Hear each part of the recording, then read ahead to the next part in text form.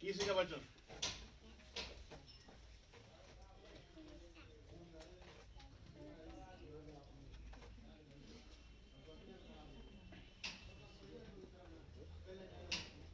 ਕਿਸੇ ਨੂੰ ਨਹੀਂ ਪਤਾ? ਸਾਨੂੰ ਵਿਸ਼ਵਾਸ ਦੇ ਨਾਲ ਕੰਮ ਕਰਨ ਦੀ ਲੋੜ ਹੈ। ਹੈ ਵਿਸ਼ਵਾਸ ਨਾਲ ਕੰਮ ਕਰਨ ਦੀ ਲੋੜ ਹੈ। ਵਿਸ਼ਵਾਸ ਨਾਲ ਕਰਮ। ਇਹ ਤਾਂ ਪਿਛਲੀ ਵਾਰ ਤਾਂ ਨਹੀਂ ਸੀਗਾ, ਪਿਛਲੀ ਵਾਰ ਤਾਂ ਕੋਈ ਹੋਰ ਵਚਨ ਸੀਗਾ।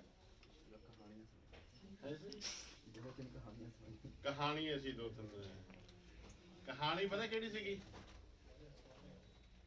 ਕਿਹਨੂੰ ਪਤਾ ਕਹਾਣੀ ਦਾ ਕੋਈ?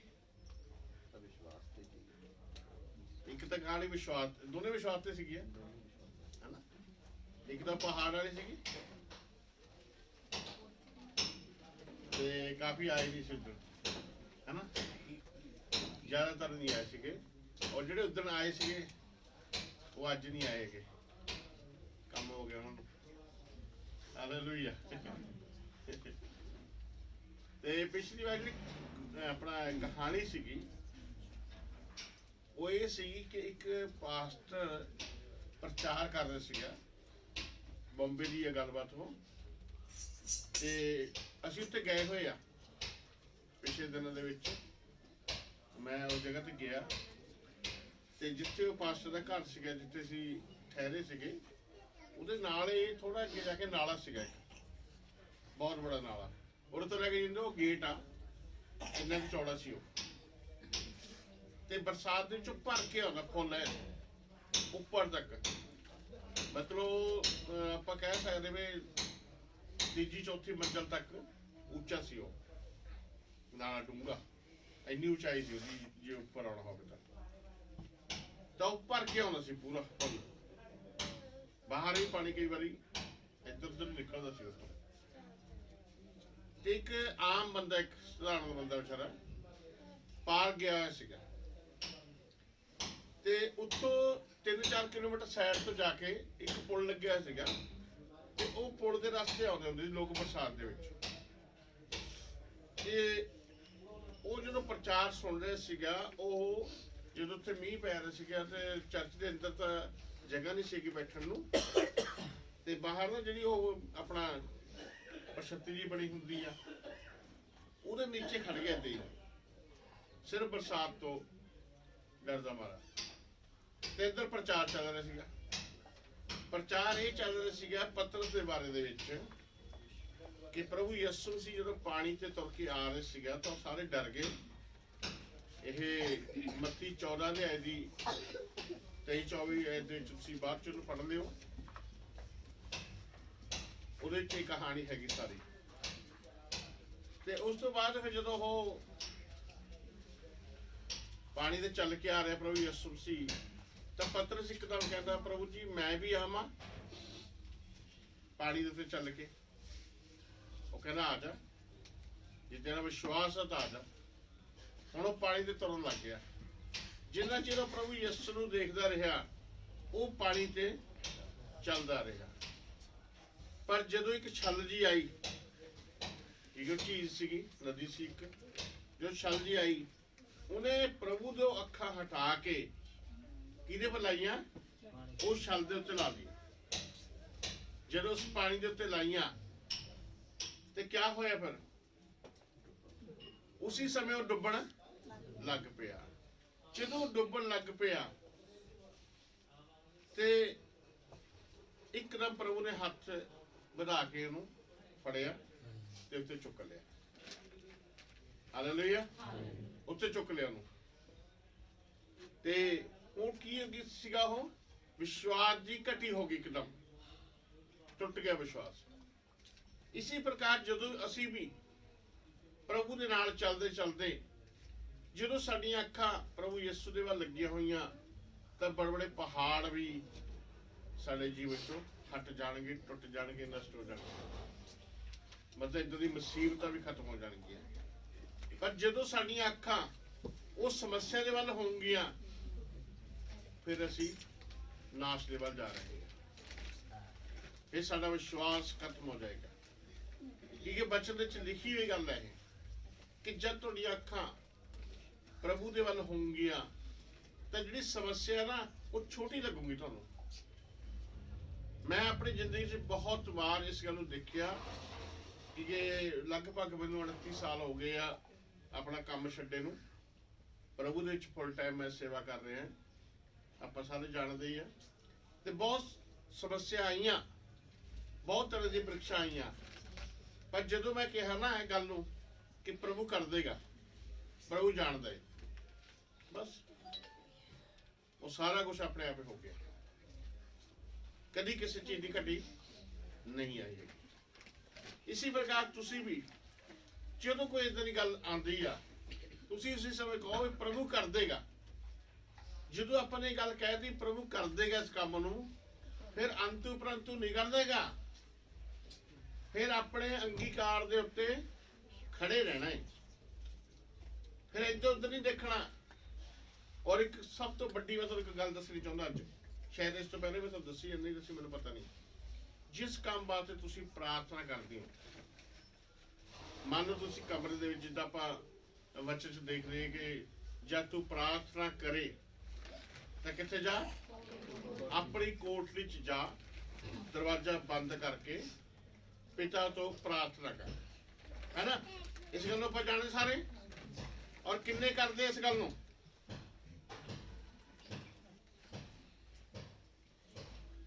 ਚਲੋ ਕਾਫੀ ਹੱਥ ਹੈਗੇ ਆ, ਪਰ ਕਾਫੀ ਨਹੀਂ ਹੈਗੇ। ਜ਼ਿਆਦਾਤਰ ਹੱਥ ਹੈ ਨਹੀਂ ਉੱਪਰ ਨੂੰ। ਤੁਹਾਡੇ ਹੱਥ ਉੱਪਰ ਹੋਣੇ ਚਾਹੀਦੇ ਆ। ਪ੍ਰਾਰਥਨਾ ਵਾਸਤੇ ਇੱਕ ਸਮਾਂ ਹੋਣਾ ਚਾਹੀਦਾ। ਇਹ ਨਵਾਂ ਸਾਲ ਆ, ਹਾਲੇਲੂਇਆ। ਤੇ ਅੱਜ ਪਹਿਲਾ ਐਤਵਾਰ ਆ, ਪਹਿਲੀ ਸੰਗਤੀ ਆਪਣੀ। ਅੱਜ ਬਹੁਤ ਸਾਰੇ ਲੋਕ ਹੈਗੇ ਮਜਬੂਰੀ ਵਿੱਚ ਫਸ ਕੇ ਚਲੇ ਗਏ ਆ, ਲੇਕਿਨ ਇਹ ਸੰਗਤੀ ਨਹੀਂ ਤੋੜਨੀ ਚਾਹੀਦੀ ਸੀ। ਇਹ ਪਹਿਲੀ ਸੰਗਤੀ ਆ, ਹਨਾ? ਇਹ ਜ਼ਰੂਰੀ ਸੰਗਤੀ ਸੀਗੀ। ਚਲੋ, ਤੇ ਇਸ ਕਰਕੇ ਆਪਾਂ ਹੁਣ ਨਵੇਂ ਸਾਲ ਦੇ ਵਿੱਚ ਐਂਟਰੀ ਆ। ਪਿਛਲੇ ਸਾਲ ਵਿੱਚ ਅਗਰ ਆਪਾਂ ਪ੍ਰਾਰਥਨਾ ਨੂੰ ਸੈੱਟ ਨਹੀਂ ਕਰ ਸਕੇ, ਵਚਨ ਨੂੰ ਸੈੱਟ ਨਹੀਂ ਕਰ ਸਕੇ, ਆਪਣੇ ਵਿਸ਼ਵਾਸ ਨੂੰ ਸੈੱਟ ਨਹੀਂ ਕਰ ਸਕੇ, ਤਾਂ ਇਸ ਸਾਲ ਦੇ ਵਿੱਚ ਸਾਨੂੰ ਸਾਰੀਆਂ ਕਮੀਆਂ ਕੱਢ ਕੇ ਇਹਨੂੰ ਸੈੱਟ ਕਰਨ ਦੀ ਜ਼ਰੂਰਤ ਹੈ। ਹਾਲੇਲੂਇਆ। ਪ੍ਰਭੂ ਇਸ ਗੱਲ ਤੋਂ ਬਹੁਤ ਖੁਸ਼ ਹੁੰਦਾ ਹੈ। ਫਿਰ ਦੂਸਰਾ ਨੰਬਰ, ਇੱਕ ਮੈਂ ਤੁਹਾਨੂੰ ਹੋਰ ਗੱਲ ਦੱਸਦਾ ਹੈ। ਜੇ ਸ਼ਾਇਦ ਦੀ ਕਿਤਾਬ 44 ਅਧਿਆਏ, ਉਹਦਾ 1 ਵਚਨ ਤੋਂ ਲੈ ਕੇ 3 ਵਚਨ ਤੱਕ, ਫਿਰ 45 ਅਧਿਆਏ, ਉਹਦਾ ਵੀ 1 ਤੋਂ ਲੈ ਕੇ 3 ਤੱਕ, ਜੋ ਕੁਝ ਵੀ ਇਸ ਕਿਤਾਬ ਦੇ ਵਿੱਚ ਲਿਖਿਆ ਹੋਇਆ ਉਹ ਤੁਹਾਡੇ ਨਾਲ ਬੀਤੇਗਾ। ਜੇ ਪੜ੍ਹਨਾ ਚਾਹੁੰਦੇ ਆ ਤਾਂ ਤੁਸੀਂ ਪੜ੍ਹ ਸਕਦੇ ਆ। ਉਸ ਤੋਂ ਬਾਅਦ ਆਪਾਂ ਬਚਨ ਅੱਗੇ ਲੈ ਕੇ ਚੱਲਾਂਗੇ ਇਸ ਭਵਿੱਖਬਾਣੀ ਨੂੰ। ਹਾਂਜੀ। परंतु अब हे मेरे दास याकूब, हाँ, हे मेरे चुने हुए इस्राएल, हाँ, सुन ले तेरा कर्ता यहोवा, तेरा कर्ता यहोवा, जो तुझे गर्भ से ही बनाता आया, हाँ, गर्भ तो ही तेनू तेरे अंग पैर बनाਉਂਦਾ आया हो, और तेरी सहायता करता आया। यूं कहता है, हे मेरे दास याकूब, हाँ, हे मेरे चुने हुए, हाँ, यशूरून, हाँ, मत डर, क्योंकि मैं प्यासी भूमि पर चल और सूखी भूमि पर धाराएं बहाऊंगा, और तेरे वश पर अपनी आत्मा और तेरी संतान पर अपनी आशीष उंडेल लूंगा। आमीन। परमेश्वर कहना पवित्र आत्मा भी, वो सामर्थ भी तुहाडे उत्ते आएगी ते आशीष भी। हालेलुया। वैसे तो जे देखा जाए तो पवित्र आत्मा की जिहड़ी सामर्थ आ, ये सब तो बड़ी आशीष है। पर जे अगे उन्हें कहा मैं आशीष दवांगा, तो आशीष का मतलब है सब प्रकार की आशीष, चाहे वो पैसे दी आ, चाहे चंगाई दी आ, चाहे जेड़े मर्जी क्षेत्र दे विच आओ, वो सारी तुहानू प्राप्त होएगी इस साल दे विच। हालेलुया। पर हुण ये भविष्यवाणियां उदों पूरीआं हुंदियां ने जद तुसीं इहनूं विश्वास दे नाल ग्रहण करदे आ। विश्वास जो ग्रहण करते जो आप आमीन कहते हैं तो ये साडे जीवन च पूरी हो जाएगी। हालेलुया। हाँ जी, दूसरा वचन पढ़ दियो।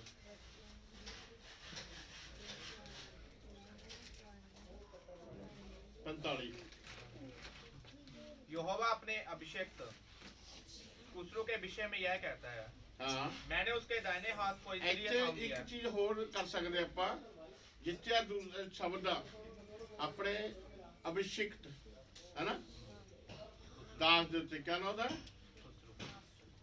ਕੁਸਰੂ, ਇੱਥੇ ਆਪਣਾ ਨਾਮ ਲਿਖ ਲਿਓ। ਹਾਲੇਲੂਇਆ। ਕਿਉਂਕਿ ਉਹ ਸਮਾਂ ਚੱਲੇ ਗਿਆ, ਹੁਣ ਪਵਿੱਤਰ ਆਤਮਾ ਪਰਮੇਸ਼ਰ ਦਾ ਆਤਮਾ ਤੁਹਾਨੂੰ ਬੋਲ ਰਿਹਾ, ਹੁਣ ਉਹਨੂੰ ਨਹੀਂ ਬੋਲ ਰਿਹਾ ਕਿ ਉਹ ਵਿਚਾਰਾ ਮਰ ਚੁੱਕਿਆ, ਉਹਨੇ ਆਸ਼ੀਸ਼ਾਂ ਪਾ ਕੇ ਚਲੇ ਗਿਆ, ਉਹ ਖਤਮ ਹੋ ਗਿਆ ਉਹ, ਠੀਕ ਆ। ਪਰ ਹੁਣ ਕਿਹਦੇ ਉੱਤੇ ਆਸ਼ੀਸ਼ ਆਣੀ ਆ? ਸਾਡੇ ਉੱਤੇ ਜਿਹੜੇ ਬੱਚੇ ਨੂੰ ਪੜ੍ਹਦੇ ਆ। ਇਸ ਕਰਕੇ ਇੱਥੇ ਆਪਣਾ ਨਾਮ ਲਿਖ ਲਓ, ਪੜੋ ਹੁਣ। मैंने उसके दाहिने हाथ को इसलिए थाम लिया है हाँ कि उसके सामने जातियों को दबा दूं। ਇਹਨੂੰ ਦੁਬਾਰਾ ਪੜੀ, हे यहोवा, ਨਾਮ ਲਿਖਿਆ ਇੱਥੇ। यहोवा अपने अभिषेक्त पुत्र के विषय में ਹੈਲੋ, ਨਾਮ ਬੋਲਦੇ ਕਹਿੰਦਾ, ਮਿੰਦਰ ਨਾਲ ਬੋਲਦੇ, ਅਸੀਂ ਨਾਲ ਬੋਲਦੇ, ਕੋਈ ਗੱਲ ਨਹੀਂ, ਆਪਣਾ ਨਹੀਂ ਬੋਲਣਾ। ਕਈ ਵਾਰ ਸ਼ੱਕ ਹੁੰਦਾ ਮੈਂ ਅਭਿਸ਼ੇਕਤ ਹੈ ਨਹੀਂ। ਹਾਲੇਲੂਇਆ। ਹਾਂਜੀ यहोवा अपने अभिषेक्त राना के विषय में यह कहता है, मैंने उसके दाहिने हाथ को इसलिए थाम लिया है हाँ, कि उसके सामने जातियों का दबा दूं जातियों को दबा दूं, और राजाओं की कमर ढीली करूं। हाँ उसके सामने फाटकों को ऐसा खोल दूं हाँ कि वे फाटक बंद ना किए जाएं। आमीन। हाँ मैं तेरे आगे आगे चलूंगा हाँ और ऊंची ऊंची भूमि को चौरस करूंगा। हाँ मैं पीतल के किवाड़ों को तोड़ डालूंगा और लोहे के बेड़ों को टुकड़े टुकड़े कर दूंगा। हाँ मैं तुझको अंधकार में छिपा हुआ और गुप्त स्थानों में गड़ा हुआ धन दूंगा, धन दूंगा, जिससे तू जाने कि मैं इसराइल का परमेश्वर यहोवा हूँ, जो तुझे नाम लेकर बुलाता है। आमीन। हालेलुया। आज भी गल आ, मैं द्वार खोल दूंगा। ये द्वार खुलने चाहिए आ। कादे वास्ते मैनू कादे वास्ते द्वार खुलने चाहिए आ? प्रचार वास्ते। जगह जगह मैनू परमेश्वर लेके जाए और मेरी इच्छा है, इस करके मैं आमीन बोल रहा कि मेरे वास्ते भविष्यवाणी पूरी होएगी। तुहाडे वास्ते भी हो सकती है। हालेलुया। हो सकती है नहीं? ਤੁਹਾਨੂੰ ਵੀ ਪਰਮੇਸ਼ਰ ਇਸਤੇਮਾਲ ਕਰਨਾ ਚਾਹੁੰਦਾ ਏ ਇਹ ਨਵੇਂ ਸਾਲ ਦੇ ਵਿੱਚ। ਜ਼ਰੂਰੀ ਨਹੀਂ ਤੁਸੀਂ ਸਟੇਜ ਤੇ ਖੜ ਕੇ ਬੋਲਣ ਦੀ ਗੱਲ ਆ, ਨਹੀਂ। ਤੁਸੀਂ ਜੇ ਥੋੜੇ ਲੋਕਾਂ ਨੂੰ ਪ੍ਰਚਾਰ ਕਰਦੇ ਆ ਤਾਂ ਪਰਮੇਸ਼ਰ ਤੁਹਾਨੂੰ ਇਸਤੇਮਾਲ ਕੀਤਾ। 2-4 ਲੋਕਾਂ ਨੂੰ, 10 ਲੋਕਾਂ ਨੂੰ, 20 ਲੋਕਾਂ ਨੂੰ ਤੁਸੀਂ ਪ੍ਰਭੂ ਚ ਲੈ ਕੇ ਆਉਂਦੇ ਹੋ ਤਾਂ ਪ੍ਰਭੂ ਤੁਹਾਨੂੰ ਇਸਤੇਮਾਲ ਕਰ ਰਿਹਾ ਹੈ। ਹਾਲੇਲੂਇਆ। ਇਸ ਕਰਕੇ ਤੁਸੀਂ ਆਪਣੇ ਨਾਲ ਨੂੰ ਇਸਤੇਮਾਲ ਕਰਨਾ। ਇਹ ਦਰਵਾਜ਼ੇ ਖੁੱਲਣੇ। ਪੌਲੁਸ ਪ੍ਰੇਰਿਤ ਇੱਕ ਜਗ੍ਹਾ ਤੇ ਕਹਿੰਦਾ ਤੁਸੀਂ ਪ੍ਰਾਰਥਨਾ ਕਰਿਆ ਕਰੋ ਮੇਰੇ ਵਾਸਤੇ ਦੁਆਰ ਖੁੱਲ ਜਾਣ। ਹੁਣ ਜਿਹੜੇ ਦੁਆਰ ਪ੍ਰਭੂ ਖੋਲੂਗਾ ਨਾ ਤੁਹਾਡੇ ਵਾਸਤੇ, ਆਸ਼ੀਸ਼ ਦੇ ਦੁਆਰ, ਚੰਗਾਈ ਦੇ ਦੁਆਰ, ਬਰਕਤ ਦੇ ਦੁਆਰ, ਜਿਹੜੇ ਵੀ ਦੁਆਰ ਤੁਹਾਡੇ ਵਾਸਤੇ ਖੁੱਲਣਗੇ, ਇੱਥੇ ਕੀ ਕਿਹਾ ਗੱਲ, ਉਹ ਬੰਦ ਨਹੀਂ ਕੀਤੇ ਜਾਣਗੇ। ਹਾਲੇਲੂਇਆ। ਇਸ ਸਾਲ ਵਿੱਚ ਨਹੀਂ ਬਲਕਿ ਅਗਲੇ ਸਾਲਾਂ ਦੇ ਵਿੱਚ ਵੀ ਆਸ਼ੀਸ਼ ਆਏਗੀ ਤੁਹਾਡੇ। ਆਮੀਨ। ਹਾਲੇਲੂਇਆ। ਠੀਕ ਆ। ਇਸ ਕਰਕੇ ਆਪਾਂ ਇਹਨਾਂ ਭਵਿੱਖਬਾਣੀਆਂ ਨੂੰ ਲੈਣਾ। ਤਾਂ ਮੈਂ ਉੱਥੇ ਆਉਂਦਾ ਫਿਰ ਦੁਬਾਰਾ ਕਿ ਉਹ ਪਰਮੇਸ਼ਰ ਦਾਸ ਇਹ ਪ੍ਰਚਾਰ ਕਰ ਰਿਹਾ ਸੀਗਾ ਤੇ ਉਹ ਵਿਅਕਤੀ ਜਿਹੜਾ ਸਧਾਰਨ ਸੀ, ਬਿਲਕੁਲ ਹੀ ਆਮ ਸੀਗਾ, ਉਹ ਸੁਣ ਰਿਹਾ ਸੀਗਾ। ਜਦ ਸੁਣ ਰਿਹਾ ਸੀਗਾ ਤਾਂ ਉੱਥੇ ਉਹਨੇ ਜਦੋਂ ਬਾਰ-ਬਾਰ ਪਾਸਟਰ ਨੇ ਜ਼ੋਰ ਪਾ ਕੇ ਦੱਸਿਆ ਹੋਣਾ ਇਸ ਗੱਲ ਨੂੰ ਕਿ ਜੇ ਤੁਸੀਂ ਵਿਸ਼ਵਾਸ ਕਰੋ ਤੁਸੀਂ ਵੀ ਪਾਣੀ ਉੱਤੇ ਚੱਲ ਸਕਦੇ ਆ। ਇਹ ਤਾਂ ਗੱਲ ਹੋਈ ਹੋਊਗੀ ਬਿਲਕੁਲ, ਹੈ ਨਾ। ਜੇ ਤੁਸੀਂ ਵਿਸ਼ਵਾਸ ਕਰੋ ਤੁਸੀਂ ਵੀ ਪਾਣੀ ਉੱਤੇ ਚੱਲ ਸਕਦੇ, ਜਿਸ ਤਰ੍ਹਾਂ ਕੌਣ ਚੱਲਿਆ, ਪਤਰਸ ਚੱਲਿਆ, ਹੈ ਨਾ। ਤਾਂ ਉਹਨੇ ਇਹ ਗੱਲ ਨੂੰ ਸੁਣਿਆ ਧਿਆਨ ਦੇ ਨਾਲ। ਜੇ ਸੁਣਿਆ ਤਾਂ ਬਚਨ ਖਤਮ ਹੋ ਗਿਆ। ਖਤਮ ਹੋਣ ਤੋਂ ਬਾਅਦ ਜੀ ਉਹ ਕਹਿੰਦਾ ਚਲ ਹੁਣ ਮੈਂ ਆਪਣੇ ਘਰ ਨੂੰ ਜਾਂਦਾ ਏ। ਤੇ ਜਦੋਂ ਘਰ ਨੂੰ ਜਾਣ ਲੱਗਿਆ ਤਾਂ ਗਲਤੀ ਦੇ ਨਾਲ ਉਹ ਨਾਲੇ ਵੱਲ ਨੂੰ ਆ ਗਿਆ। ਉਹ ਵੈਸੇ ਉਹਨੂੰ ਪਤਾ ਹੈ ਮੀਂਹ ਦੇ ਵਿੱਚ ਉਧਰੋਂ ਜਾਣਾ ਚਾਹੀਦਾ ਹੈ, ਔਰ ਪਹਿਲੇ ਉਧਰੋਂ ਹੀ ਗਿਆ ਸੀ ਉਹ, ਕਿਉਂਕਿ ਬਰਸਾਤ ਲਗਾਤਾਰ ਚੱਲਦੀ ਰਹੀ ਉੱਥੇ। ਤੇ ਜਦੋਂ ਇੱਧਰ ਨੂੰ ਆਇਆ ਉਹ ਤਾਂ ਹੁਣ ਨਾਲਾ ਪੂਰਾ ਭਰਿਆ ਹੋਇਆ ਜਾ ਰਿਹਾ ਹੈ। ਉੱਥੇ ਜਗ੍ਹਾ ਨਹੀਂ ਹੈਗੀ ਲੰਘਣ ਨੂੰ। ਅਸੀਂ ਉਹ ਜਗ੍ਹਾ ਦੇਖੀਏ ਜਦੋਂ ਪਾਣੀ ਨਿਕਲਦਾ ਨਾ ਤਾਂ ਵੀ ਨੀਚੇ ਜਾ ਕੇ ਆਏ ਉੱਪਰ ਨੂੰ ਆਏ ਚੜ੍ਹਨਾ ਪੈਂਦਾ। ਤੇ ਜਦੋਂ ਉੱਥੇ ਆ ਗਿਆ ਉਹ ਉਹਨੂੰ ਉਹ ਬਚਨ ਯਾਦ ਆ ਗਿਆ ਜੋ ਸੁਣ ਕੇ ਆਇਆ ਸੀ। ਉਹ ਕਹਿੰਦਾ ਲੈ ਬਚਨ ਤਾਂ ਸੁਣਿਆ ਹੋਈ ਆ, ਮੈਂ ਵਿਸ਼ਵਾਸ ਕਰਦਾ ਹਾਂ। ਪਾਣੀ ਦੇ ਉੱਤੇ ਲੱਗ ਕੇ ਪਾਰ। ਹਾਲੇਲੂਇਆ। ਕੋਈ ਉਹਦਾ ਬਪਤਿਸਮਾ ਨਹੀਂ ਹੋਇਆ, ਕੁਛ ਨਹੀਂ ਹੋਇਆ। ਕਿਹਨੇ ਕੰਮ ਕੀਤਾ? ਵਿਸ਼ਵਾਸ ਨੇ ਕੰਮ ਕੀਤਾ ਏ। ਆਪਾਂ 5-6 ਐਤਵਾਰਾਂ ਤੋਂ ਵਿਸ਼ਵਾਸ ਦੇ ਉੱਤੇ ਹੀ ਵਚਨ ਦੇਖ ਰਹੇ ਆ। 7 ਐਤਵਾਰ ਹੋ ਗਿਆ। ਇਸ ਕਰਕੇ ਵਿਸ਼ਵਾਸ ਕੰਮ ਕਰਦਾ ਹੈ। ਵਿਸ਼ਵਾਸ ਨੇ ਕੰਮ ਕੀਤਾ, ਉਹ ਪਾਰ ਲੰਘ ਗਿਆ। ਜਦੋਂ ਪਾਰ ਲੰਘ ਗਿਆ ਤੇ ਆਪਣੇ ਘਰੇ ਪਹੁੰਚ ਗਿਆ। ਉਹਦੀ ਪਤਨੀ ਹੈਰਾਨ ਹੋ ਗਈ ਵੀ ਇੰਨੀ ਛੇਤੀ ਕਿੱਦਾਂ ਆ ਗਏ ਹੋ, ਵੀ ਉਦੋਂ ਦਾ ਬਹੁਤ ਟਾਈਮ ਲੱਗਦਾ ਹੈ। ਨਾਲੇ ਉਹ ਦੂਜੇ ਰਸਤੇ ਨੂੰ ਆਇਆ। ਕਹਿੰਦੇ ਇੱਧਰੋਂ ਕਿਵੇਂ ਆ ਗਏ? ਕਹਿੰਦਾ ਇੱਧਰੋਂ ਆ ਗਏ ਮੈਂ। ਕਹਿੰਦੀ ਪਾਣੀ ਨਹੀਂ ਸੀਗਾ ਨਾਲੇ ਚ। ਕਹਿੰਦਾ ਪਰ ਇਹੋ ਜਿਹੀ ਨਾਲੇ ਪੁੱਲ ਆ ਰਹੇ ਸੀ। ਕਹਿੰਦੀ ਫਿਰ ਲੰਘੇ ਕਿੱਦਾਂ? ਉੱਥੇ ਕਿਹੜਾ ਕਿਸ਼ਤੀ ਹੈ ਕੋਈ? ਕਹਿੰਦਾ ਪਾਣੀ ਦੇ ਉੱਪਰ ਲੰਘਿਆ ਆ। ਉਹ ਚੱਕਰ ਚ ਪੈ ਗਈ, ਪਾਣੀ ਦੇ ਉੱਪਰ ਲੰਘਿਆ। ਇਹਦਾ ਮਤਲਬ ਕੀ ਹੈ? ਉਹ ਕਹਿੰਦੀ ਮੈਨੂੰ ਨਹੀਂ ਸਮਝ ਆਉਂਦੀ, ਮੈਨੂੰ ਚੰਗੀ ਤਰ੍ਹਾਂ ਸਮਝਾਓ ਵੀ ਕਿੱਦਾਂ ਹੋਇਆ ਸੀਗਾ। ਉਹ ਕਹਿੰਦਾ ਮੈਂ ਬਚਨ ਸੁਣਿਆ, ਉੱਥੇ ਚਰਚ ਵਿੱਚ ਬਚਨ ਚੱਲ ਰਿਹਾ ਸੀਗਾ ਵੀ ਜੇ ਤੁਸੀਂ ਵਿਸ਼ਵਾਸ ਕਰੋ ਤੁਸੀਂ ਪਾਣੀ ਦੇ ਉੱਤੇ ਤੁਰ ਸਕਦੇ ਹੋ। ਕਹਿੰਦਾ ਮੈਂ ਵਿਸ਼ਵਾਸ ਕੀਤਾ ਤੇ ਮੈਂ ਪਾਣੀ ਦੇ ਪੈਰ ਰੱਖਿਆ, ਮੈਂ ਡੁੱਬੇ ਨਹੀਂ, ਮੈਂ ਤੁਰ ਪਿਆ ਤੇ ਮੈਂ ਪਾਰ ਲੰਘਿਆ। ਕਹਿੰਦੀ ਅੱਛਾ। ਕਹਿੰਦੀ ਵੀ ਏਦਾਂ ਕਰੋ ਵੀ ਜਿਹੜੇ ਪਾਦਰੀ ਨੇ ਪ੍ਰਚਾਰ ਕੀਤਾ ਔਰ ਤੁਸੀਂ ਪ੍ਰਚਾਰ ਸੁਣ ਕੇ ਐਡਾ ਬੜਾ ਚਮਤਕਾਰ ਤੁਹਾਡੇ ਜੀਵਨ ਚ ਹੋ ਗਿਆ ਕਿ ਤੁਸੀਂ ਪਾਣੀ ਦੇ ਉੱਤੇ ਤੁਰ ਕੇ ਆ ਰਹੇ ਹੋ, ਜਾ ਰਹੇ ਹੋ, ਤੇ ਇਹਦਾ ਮਤਲਬ ਵੀ ਪਾਦਰੀ ਬਹੁਤ ਪਹੁੰਚਿਆ ਹੋਇਆ ਹੋਣਾ। ਉਹ ਵੀ ਉਹ ਪਾਦਰੀ ਸਾਹਿਬ ਨੂੰ ਬੁਲਾ ਕੇ ਲਿਆਵੇ, ਆਪਣੇ ਘਰੇ ਦਵਾਈ ਕਰਾ ਲਈ, ਆਪਣੇ ਘਰੇ ਪੈਰੇ ਪਵਾ ਲਈ ਉਹਨਾਂ ਦੇ। ਕਹਿੰਦਾ ਅੱਛਾ। ਕਹਿੰਦਾ ਚੱਲ ਠੀਕ ਹੈ ਮੈਂ ਜਾਂਦਾ। ਇੱਧਰੋਂ ਫੇਰ ਲੰਘ ਗਿਆ ਉਹ, ਫੇਰ ਪਾਰ। ਉਹ ਪਾਦਰੀ ਸਾਹਿਬ ਨੇ ਮਿਲ ਰਹੇ ਸੀ ਲੋਕਾਂ ਨੂੰ, ਉਹਨੇ ਜੇ ਪਹੁੰਚ ਗਿਆ। ਕਹਿੰਦੀ ਪਾਦਰੀ ਸਾਹਿਬ ਜੀ ਮੈਂ ਤੁਹਾਨੂੰ ਆਪਣੇ ਘਰੇ ਲੈ ਕੇ ਜਾਣਾ ਤੇ ਸਾਡੇ ਘਰੇ ਤੁਸੀਂ ਪੈਰ ਪਾ ਦਿਓ, ਸਾਡੇ ਵਾਸਤੇ ਪ੍ਰਾਰਥਨਾ ਕਰ ਦਿਓ। ਜ਼ਿਆਦਾ ਉਹਨੂੰ ਕੁਛ ਨਹੀਂ ਸੀ ਪਤਾ ਇਹ ਵਿਚਾਰੇ ਨੂੰ। ਉਹ ਕਹਿੰਦਾ ਤੁਸੀਂ ਚਰਚ ਜਾਂਦੇ ਕੋਈ?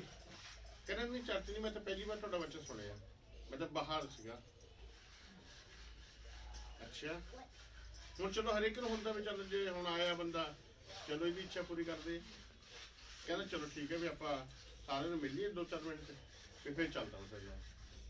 ਚਲੋ ਜੀ ਚੱਲ ਪਏ। ਜਿਹੜਾ ਉੱਥੇ ਦਾ ਪਾਦਰੀ ਸੀਗਾ, ਜਿਹੜਾ ਪ੍ਰਚਾਰਕ ਸੀ ਆਇਆ ਸੀਗਾ, ਇਹ ਜਿਹਨੇ ਪ੍ਰਚਾਰ ਕੀਤਾ, 1-2 ਬੰਦੇ ਹੋਰ ਨਾਲ ਤੁਰ ਪਏ। ਨਾਲ ਤੁਰ ਪਏ, ਇਹ ਵੀ ਤੁਰ ਪਿਆ। ਜਦ ਤੁਰੇ ਨੇ ਇੱਧਰ ਜਾਣ ਲੱਗੇ ਜਦ ਉਹ ਕਹਿੰਦੇ ਨਹੀਂ ਭਾਈ ਦੱਸ ਸੁਣ ਇੱਧਰ ਨੂੰ ਨਹੀਂ, ਉਹ ਪੁਲ ਨੂੰ ਜਾਣਾ ਤੇ ਉਹ ਪੁਲ ਨੂੰ ਚੱਲਦੇ ਆ, ਇੱਧਰ ਨਾਲਾ ਹੋਣਾ। ਉਹ ਕਹਿੰਦਾ ਨਹੀਂ ਜੀ ਆਪਾਂ ਲੰਘ ਜਾਣਾ ਇੱਧਰ, ਕੋਈ ਗੱਲ ਨਹੀਂ, ਮੈਂ ਵੀ ਤਾਂ ਇੱਧਰ ਨੂੰ ਆਇਆ। ਕਹਿੰਦਾ ਇੱਧਰ ਨੂੰ ਆਇਆ ਵੀ ਚੱਲ ਕਹਿੰਦੇ ਸੁੱਕ ਗਿਆ ਹੋਣਾ ਸ਼ਾਇਦ, ਬੇਨੀ ਛੇਤੀ ਪਾਣੀ ਜਾਂਦਾ ਤਾਂ ਹੈ ਨਹੀਂ ਉੱਥੇ ਤੋਂ, ਪਰ ਚੱਲ ਦੇਖਦੇ ਆ ਸੁੱਕ ਗਿਆ ਹੋਊਗਾ। ਤੁਰ ਪਏ ਨਾਲ ਨਾਲ, ਉਹ ਅੱਗੇ ਤੁਰ ਪਿਆ। ਅੱਗੇ ਤੁਰ ਕੇ ਪਾਣੀ ਤੇ ਪਰਖ ਲੱਗਿਆ। ਕਹਿੰਦੇ ਜੀ ਆ ਜਾਓ। ਉਹਨਾਂ ਦੀ ਹਿੰਮਤ ਨਹੀਂ ਸੀਗੀ ਪਾਣੀ ਉੱਤੇ ਆਉਣ ਦੀ। ਉਹਨਾਂ ਦੀ ਕਿਸੇ ਦੀ ਹਿੰਮਤ ਪਾਣੀ ਉੱਤੇ ਆਉਣ ਦੀ ਨਹੀਂ ਸੀਗੀ। ਆਪ ਉਹ ਪਾਣੀ ਦੇ ਉੱਤੇ ਖੜ ਕੇ ਉਹਨੂੰ ਬੁਲਾਈ ਗਿਆ। ਉਹ ਕਹਿੰਦੇ ਨਹੀਂ ਅਸੀਂ ਤਾਂ ਉੱਧਰੋਂ ਆਉਂਗੇ। ਕਹਿੰਦਾ ਅੱਛਾ ਜੀ। ਉਹਨੇ ਇਹ ਨਹੀਂ ਸੋਚਿਆ ਵੀ ਕਿਉਂ ਨਹੀਂ ਆਏ ਪਾਣੀ ਦੇ ਉੱਤੇ ਨਾ।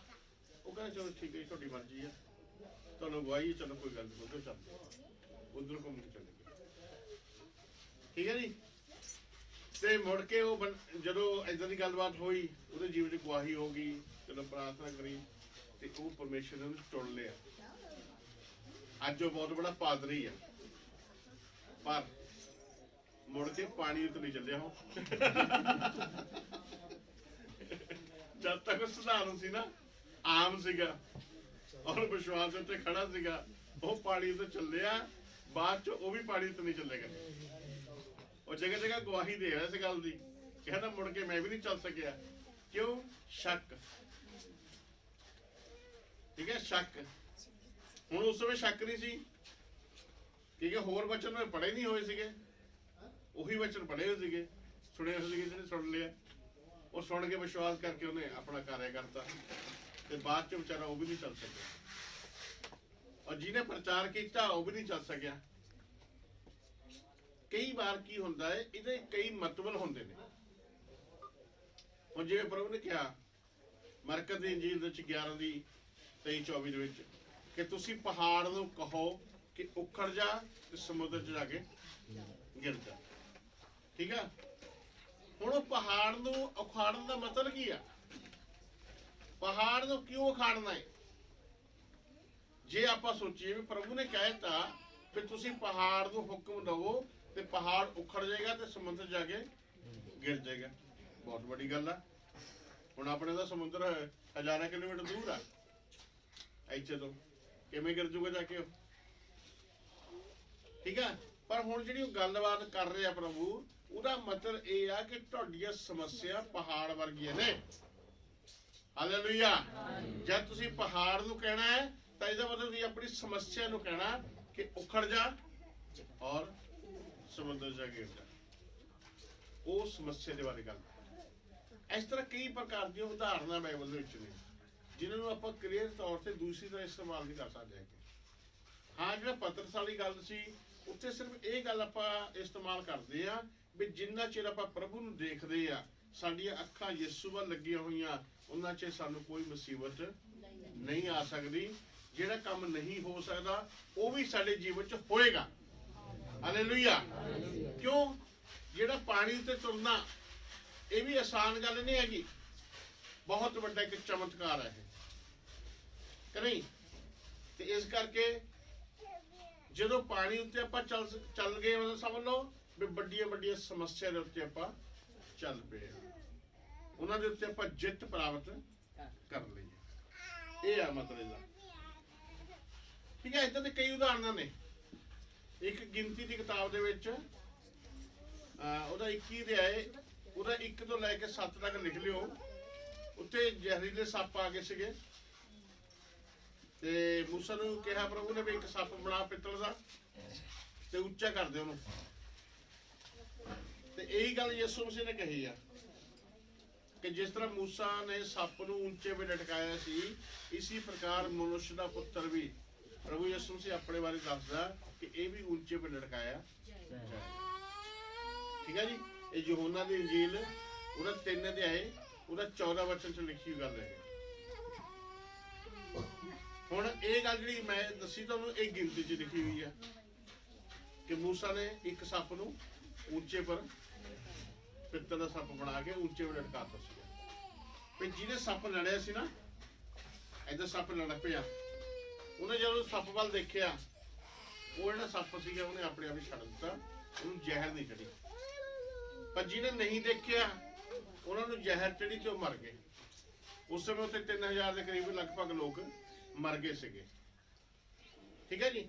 ਤੇ ਇਸ ਕਰਕੇ ਪ੍ਰਭੂ ਨੇ ਮਤਲਬ ਇੱਕ ਉਦਾਹਰਨ ਦਿੱਤੀ ਆ ਕਿ ਜਦੋਂ ਤੁਸੀਂ ਹੁਣ ਪ੍ਰਭੂ ਯਿਸੂ ਮਸੀਹ ਕੀ ਕਰਦਾ ਹੈ, ਮਨੁੱਖ ਦੇ ਜ਼ਹਿਰ ਨੂੰ ਉਹ ਆਪਣੇ ਵੱਲ ਖਿੱਚਦਾ ਹੈ।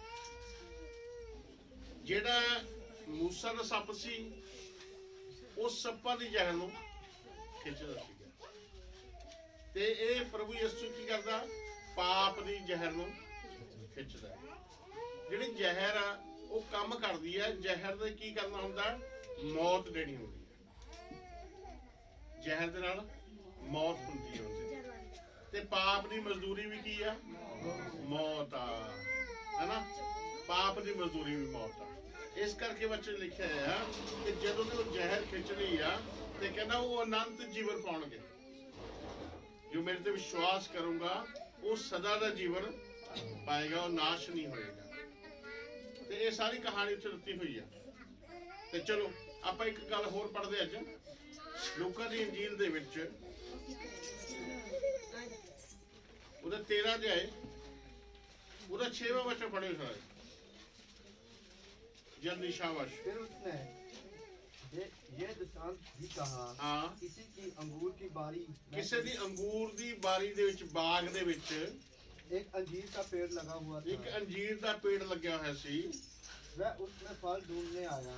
ਉਹਦਾ ਜਿਹੜਾ ਮਾਲਕ ਸੀ ਉਹ 'ਚ ਫਲ ਲੱਭਣ ਵਾਸਤੇ ਆਇਆ ਅੰਜੀਰ ਦੇ ਪੇੜ ਦੇ ਵਿੱਚ। ਹਾਂ, परंतु ना पाया। ਪਰ ਫਲ ਨਹੀਂ ਮਿਲਿਆ ਉਹਨੂੰ। तब उसने बारी के रखवाले से कहा, ਫਿਰ ਉਹ ਮਾਲੀ ਨੂੰ ਕਿਹਾ, ਜਿਹੜਾ ਰਖਵਾਲਾ ਸੀਗਾ, देख 3 वर्ष से ਹਾਂ मैं इस अंजीर के पेड़ में फल ढूंढने आता हूँ, 3 ਸਾਲ ਹੋ ਗਏ ਮੈਨੂੰ ਇਹ ਚ ਫਲ ਲੱਭਣ ਵਾਸਤੇ ਆਉਂਦਾ ਮੈਂ, परंतु नहीं पाता। ਪਰੰਤੂ ਫਲ ਨਹੀਂ ਮਿਲਦਾ ਮੈਨੂੰ। इसे काट डाल ਹਾਂ ਇਸੇ ਕੀ ਕਰ ਹੁਣ, ਕੱਟ ਦੇ। कि ये भूमि को भी क्यों रोके है। ਹਾਂ ਇਹਨੇ ਜ਼ਮੀਨ ਨੂੰ ਕੀ ਰੋਕਿਆ ਹੋਇਆ। उसने उसको उत्तर दिया, ਹਾਂ हे स्वामी, ਇਹ स्वामी इसे इस वर्ष और रहने दे, ਇਸ ਸਾਲ ਇਹਨੂੰ ਰਹਿਣ ਦੇ, कि मैं इसके चारों ओर खोदकर खाद डालूं। ਮੈਂ ਕੀ ਕਰਾਂਗਾ, ਖੋਦ ਕੇ ਖਾਦ ਪਾਵਾਂਗਾ। यदि आगे को फले तो भला, ਹਾਂ नहीं तो उसे काट डाल। ਕਹਿੰਦਾ ਅੱਗੇ ਨੂੰ ਇਹ ਫਲ ਲਿਆਵੇ ਤਾਂ ਠੀਕ ਆ, ਨਹੀਂ ਤਾਂ ਫਿਰ ਆਪਾਂ ਕੱਢ ਦਾਂਗੇ। 1 ਸਾਲ ਇਹਨੂੰ ਹੋਰ ਦਿੱਤਾ। ਹੁਣ ਮੈਂ ਤੁਹਾਨੂੰ ਇਹ ਗੱਲ ਦੱਸਣੀ ਚਾਹੁੰਦਾ ਹੈ, ਇਹ ਗੀਤ ਪਤਾ ਨਹੀਂ ਗਾਇਆ ਪਤਾ ਨਹੀਂ ਗਾਇਆ, ਗਾਇਆ ਅੱਜ ਇੱਕ ਹੋਰ ਨया ਸਾਲ, 1 ਸਾਲ ਬਖਸ਼ਿਆ ਨਾ, ਇੱਕ ਹੋਰ ਸਾਲ ਦਿੱਤਾ ਬਖਸ਼ਿਆ ਨਾ। ਤਾਂ ਪ੍ਰਭੂ ਯਿਸੂ ਦੀ ਬੇਨਤੀ ਦੇ ਦੁਆਰਾ ਇਹ ਸਾਲ ਸਾਨੂੰ ਫੇਰ ਮਿਲਿਆ। ਬਹੁਤ ਸਾਰੇ ਲੋਕ ਸੀਗੇ, ਹੋ ਸਕਦਾ ਕਰੋੜਾਂ ਲੋਕ ਇਸ ਸਾਲ ਨੂੰ ਦੇਖਣਾ ਚਾਹੁੰਦੇ ਸੀ ਪਰ ਨਹੀਂ ਦੇਖ ਸਕੇ। ਉਹ 31 ਦੀ ਰਾਤ ਨੂੰ ਹੀ ਉਠਾ ਦਿੱਤੇ ਗਏ, ਚੱਕ ਦਿੱਤੇ ਗਏ। ਠੀਕ ਆ, ਇਸ ਦੁਨੀਆ 'ਚ ਨਹੀਂ ਹੈਗੇ ਉਹ, ਔਰ ਇਸ ਸਾਲ ਨੂੰ ਦੇਖਣ ਨਹੀਂ ਸਕੇ ਉਹ। ਪਰ ਪ੍ਰਭੂ ਦੀ ਕਿਰਪਾ ਦੇ ਨਾਲ, ਯਿਸੂ ਦੀ ਦਇਆ ਦੇ ਨਾਲ ਇਹ ਸਾਲ ਸਾਨੂੰ ਮਿਲਿਆ। 1 ਸਾਲ ਹੋਰ ਸਾਨੂੰ ਮਿਲਿਆ। ਜਿਸ ਤਰ੍ਹਾਂ ਆਪਾਂ ਹੁਣ ਪੜ੍ਹਿਆ ਕਿ ਉਸ ਮਾਲਕ ਨੇ ਕੀ ਕਿਹਾ, ਇਸ ਸਾਲ ਇਹਨੂੰ 1 ਸਾਲ ਹੋਰ ਦੇ ਦੇ, ਜੇ ਫਲ ਲਿਆਏ ਤਾਂ ਠੀਕ ਆ, ਨਹੀਂ ਤਾਂ ਫਿਰ ਕੱਟ ਦੇ, ਫਿਰ ਕੋਈ ਇਤਰਾਜ਼ ਨਹੀਂ। ਇਸ ਕਰਕੇ ਜਿਹੜਾ ਸਾਨੂੰ ਸਾਲ ਮਿਲਿਆ, ਇਹ ਇਸ ਵਾਸਤੇ ਮਿਲਿਆ ਤਾਂ ਕਿ ਤੁਸੀਂ ਕੀ ਕਰੋ, ਹਾਂਜੀ ਕੀ ਕਰੋ, ਤੁਸੀਂ ਹੋਰ ਹੌਲੀ ਬੋਲੋ, ਕੀ ਕਰਿਓ, ਤੁਸੀਂ ਫਲ ਲੈ ਕੇ ਆਓ, ਹੈ ਜਾਂ ਨਹੀਂ। ਇਸੀ ਵਾਸਤੇ ਇਹ ਸਾਲ ਸਾਨੂੰ ਦਿੱਤਾ, ਸਾਨੂੰ ਜ਼ਰੂਰੀ ਆ। ਯਹੋਨਾ ਦੀ ਅੰਜੀਲ ਦੇ ਵਿੱਚ ਉਹਦਾ 15 ਅਧਿਆਏ ਉਹਦਾ 4 ਵਚਨ ਤੋਂ ਪੜ੍ਹਿਓ। ਮੈਂ ਤਾਂ ਇੱਕ ਦੇ ਵਿੱਚੋਂ ਇੱਕ ਤੋਂ ਲਿਖ ਲਓ ਜਿਹਨੇ ਲਿਖਣਾ, ਪਰ 4 ਵਚਨ ਪੜ੍ਹ ਦਿੰਦੇ ਆ। तुम मुझ में बने रहो, ਹਾਂ और मैं तुम में। ਕਹਿੰਦਾ ਤੁਸੀਂ ਮੇਰੇ 'ਚ ਬਣੇ ਰਹੋ ਔਰ ਮੈਂ ਤੁਹਾਡੇ 'ਚ ਬਣੇ ਰਵਾਂਗਾ। जैसे डाली यदि दाखलता में बनी ना रहे, ਹਾਂ तो अपने आप से नहीं फल सकती। ਕਹਿੰਦਾ ਜੇ ਇੱਕ ਟਾਹਣੀ ਦਰਖਤ ਦੇ ਵਿੱਚ ਬਣੀ ਹੋਈ ਨਹੀਂ ਹੈਗੀ ਤਾਂ ਉਹ ਆਪਣੇ ਆਪ ਤੋਂ ਕਦੀ ਫਲ ਨਹੀਂ ਲਿਆ ਸਕਦੀ। ਕੱਲੀ ਟਾਹਣੀ ਫਲ ਨਹੀਂ ਲਿਆ ਸਕਦੀ। ਉਹ ਫਲ ਕਦੋਂ ਲਿਆਏਗੀ ਟਾਹਣੀ, ਜਦੋਂ ਦਰਖਤ ਦੇ ਵਿੱਚ ਬਣੀ ਰਹੇਗੀ। ਇਸੇ ਪ੍ਰਕਾਰ ਜੇ ਤੁਹਾਡਾ ਜੀਵਨ ਪ੍ਰਾਰਥਨਾ ਵਾਲਾ, ਪ੍ਰਭੂ ਦੇ ਨਾਲ ਨਹੀਂ ਹੈਗਾ, ਵਚਨ ਵਾਲਾ ਨਹੀਂ ਹੈਗਾ, ਵਿਸ਼ਵਾਸ ਵਾਲਾ ਨਹੀਂ ਹੈਗਾ, ਤਾਂ ਤੁਸੀਂ ਵੀ ਫਲ ਨਹੀਂ ਲਿਆ ਸਕਦੇ।